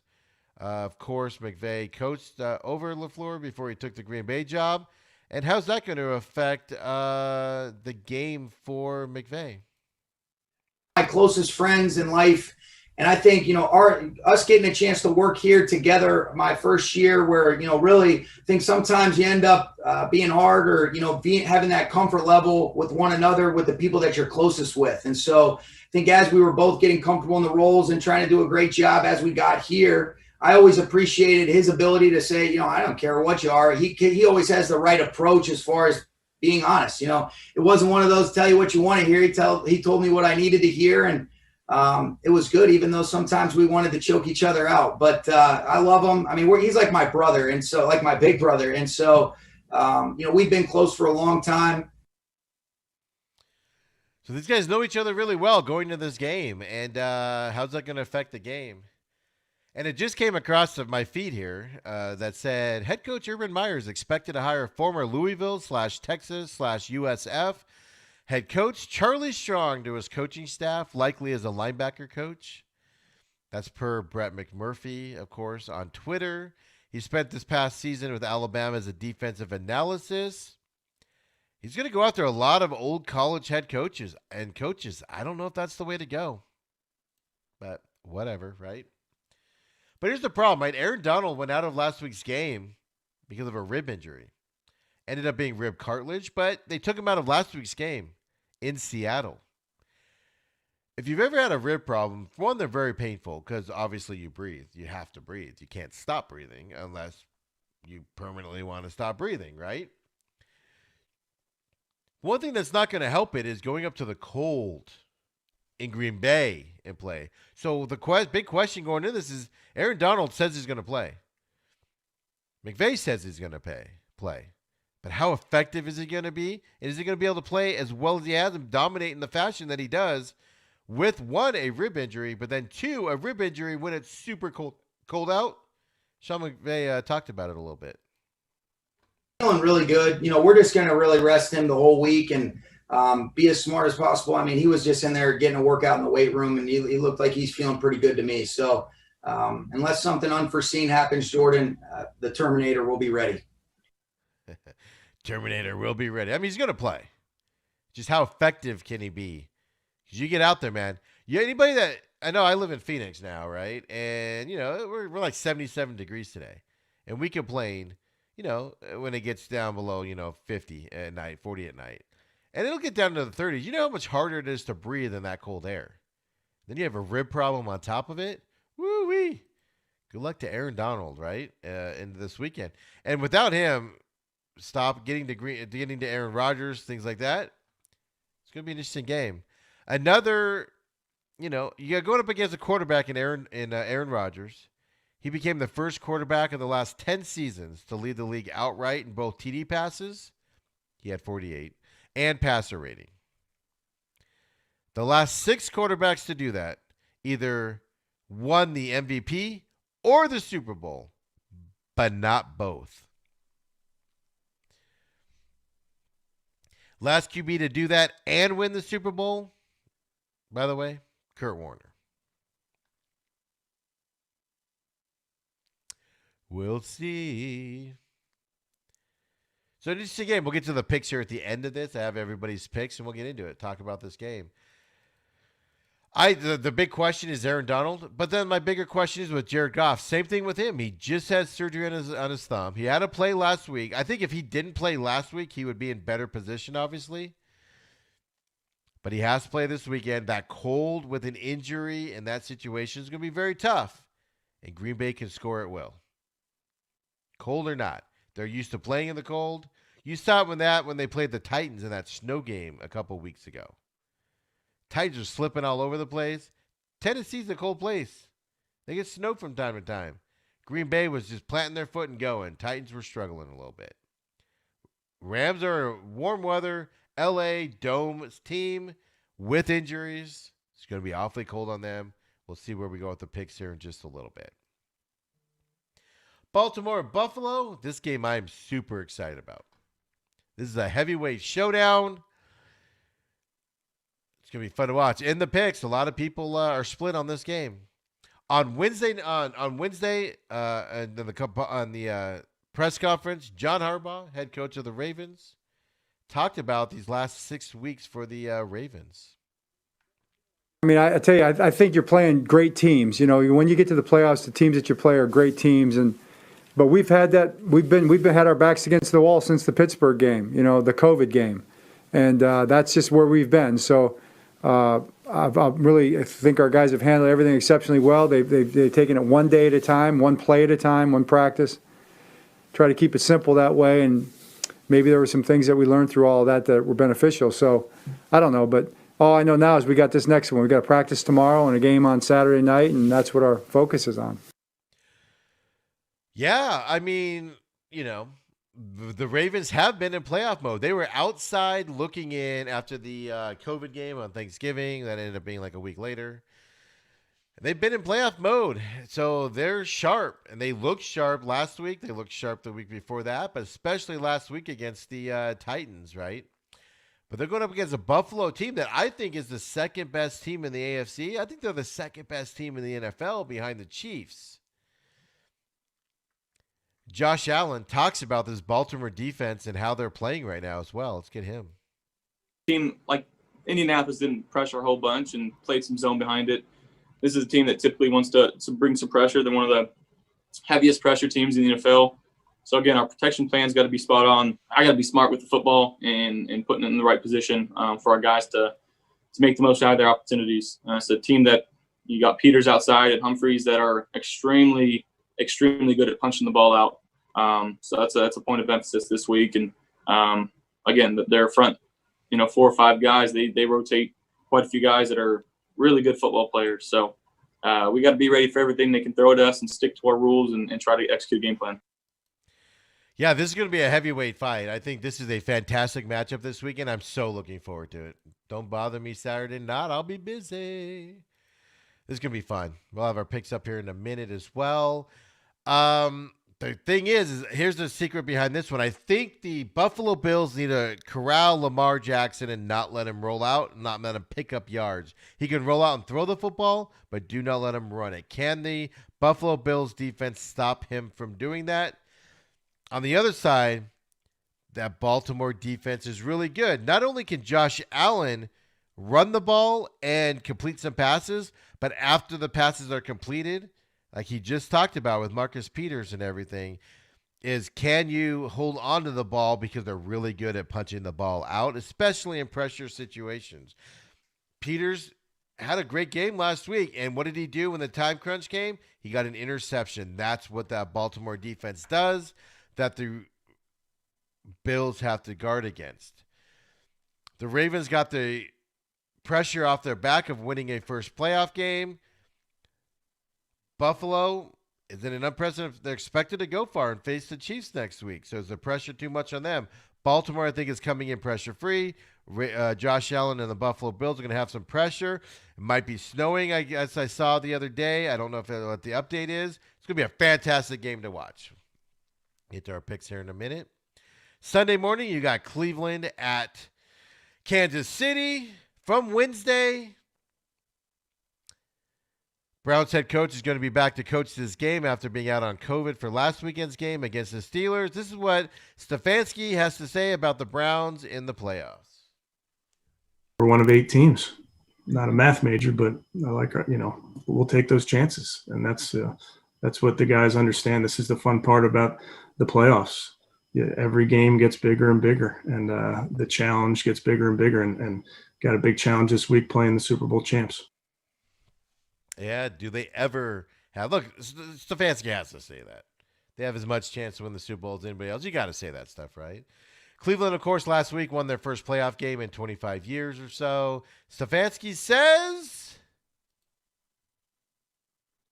January, so they're well aware of what's at stake. And really our focus is just playing good football. I know that sounds simple, but that's kind of what we're hanging our hat on. And that's part of Thursday is understanding what the coaches installed this morning, getting out on the field, walking through it, and then having a really sharp practice. But ultimately, when you get in that stadium Sunday, everybody's well aware of what's at stake. Yeah, playing a one-dimensional Steelers team that was reeling and had an awful end of the season is one thing. Playing the Kansas City Chiefs is another. One of my big questions about this is Eric Bieniemy being distracted right now with his head coach interviews while getting ready for this game? Let's ask. First of all, it was an honor and a privilege, but that's not what we're here for. All right. We're here to talk about the Cleveland Browns. And you've heard us talk about this before. We eliminate all distractions. OK. At the end of the day, my focus and attention is on the Cleveland Browns. This is a great team, and they're playing some great ball. They got some young guys up front that are playing tremendous. They got some guys in the second level with those backers, and they got a heck of a secondary group. One of those guys we're very familiar with. So we're looking forward to this challenge. I know our guys are fired up and excited. They're refreshed. They've hit the reset button. Now it's time to get out there and produce and show exactly what we're about. You know, so they take distractions out. So apparently he's not being distracted. Of course he's going to say that, first of all, right, as we go through this. And look, the question mark in this game is Cleveland's rolling right now. They're playing really well. They played really well against the Steelers. Kansas City's a whole nother level. Should we be worried that Kansas City had a bye week last week and they sat their starters in week 17? Are they going to come out rusty? How are they going to play this game? If you leave Cleveland in this game, and if you allow Cleveland to put up some points and stay in this game, Cleveland will have a chance to win it at the end. The question mark is the Chiefs. How are they going to come out and play in this? I don't know. That's one of the questions I'm here excited to see about. Are they going to come out? I have a weird echo in my ear after I took everything down, so I need to check everything there. You know, I'm not expecting too much from this game. We'll get a little to the picks here in just a second here. Let's talk about Tampa Bay at New Orleans, number 3. First game, Tampa Bay's offense was reeling a little bit, you know, wasn't in sync like they are now. Second game, Saints pulled that out with a lot of injuries going on, and they went. Man, This game's going to be exciting. It's hard. Basically, something I believe in a lot is I say it a lot, is it's hard to beat the same team 3 times in a row. Because you learn something every time you lose, and you get a little bit confident every time you win going into this game, right? And on New Orleans, Rankins talks about, on that defensive side, talks about playing Tampa Bay for a 3rd time.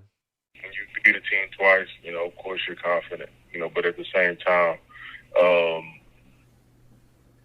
one, you look over there and you see Tom Brady, you see, the talent they have, and you understand that at a moment's notice they could score from anywhere, and they could make big plays for their team, and then you also understand it's not only hard to beat a team once, extremely hard to beat a team twice, and then it's even harder to beat a team 3 times.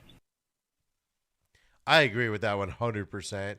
And it sounds like New Orleans realizes that as well as they're preparing this week. So, because you get a little cocky when you beat somebody twice, right? Not necessarily cocky, but you think you can do it again. And that's a big question mark. So, and then you got Tom Brady, of course, 3-year-old Tom Brady against 41-year-old Drew Brees. Rumors are Drew Brees is going to retire. I said all along, this is probably his last year as we go into it. We'll know, but Tom Brady, how do you beat the Saints? Game 1, they had a lot of turnovers against them.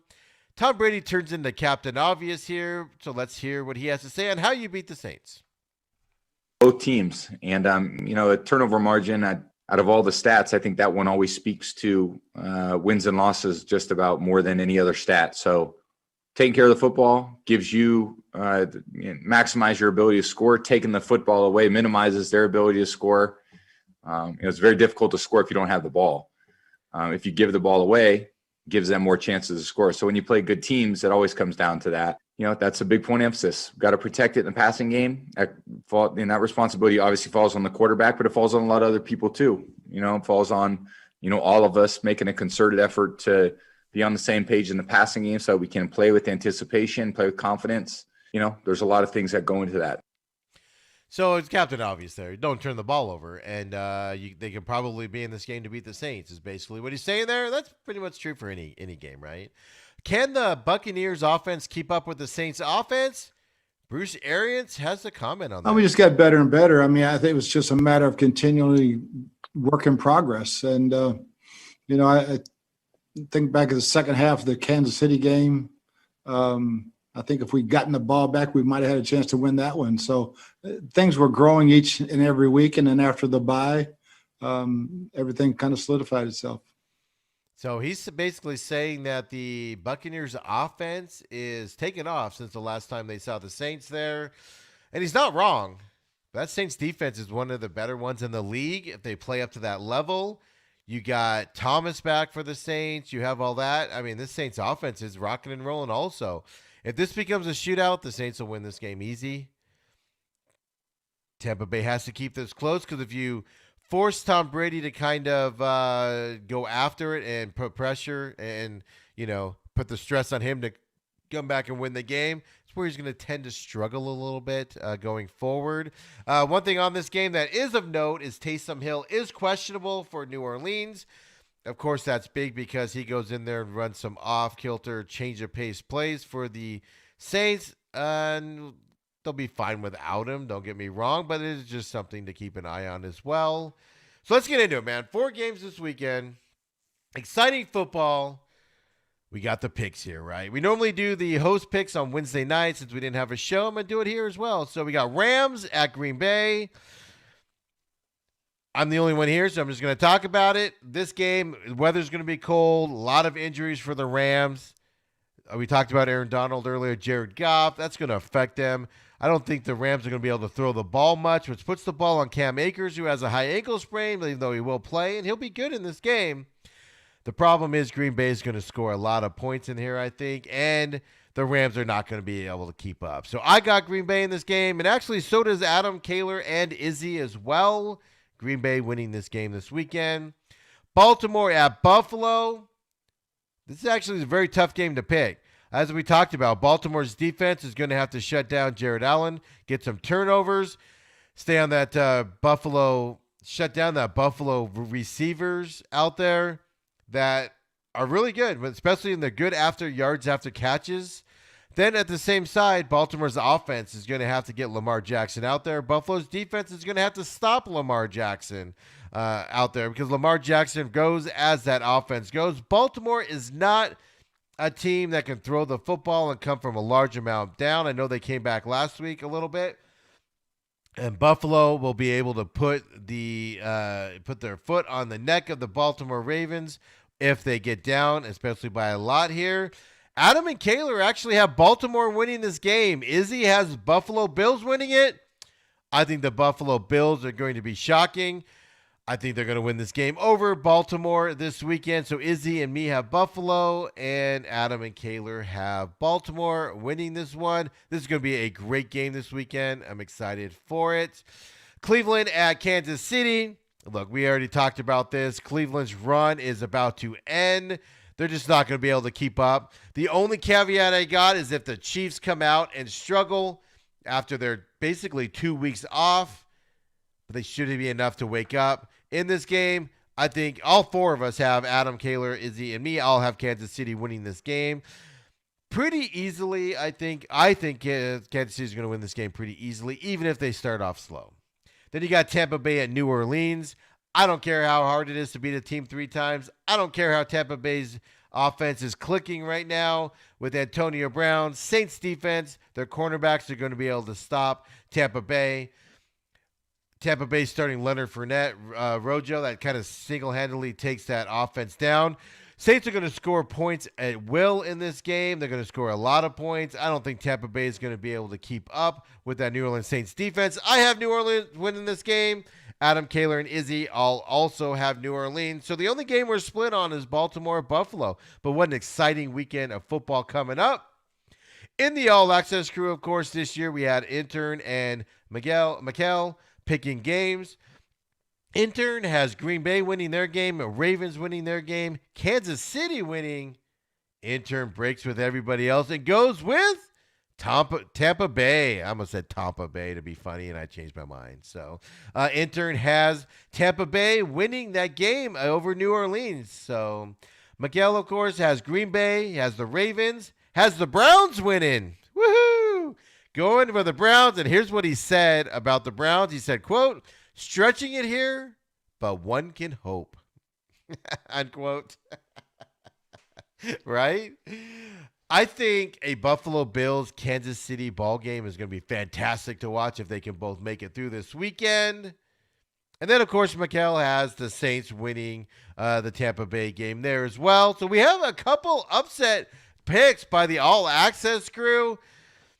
Whereas the host kind of went pretty even kill with the favorites, except, of course, the Baltimore-Buffalo game. So, exciting weekend of football. Everybody, I appreciate today.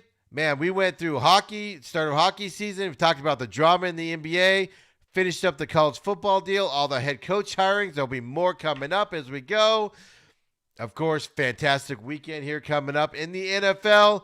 Everybody can reach me on Twitter at SMAC500. I'm on all the socials at SMAC500, SMAC500. Of course, follow at the Main Event Pod. We put out show notes, articles that we reference in this show, and, of course, post things that we do there. So follow that as well.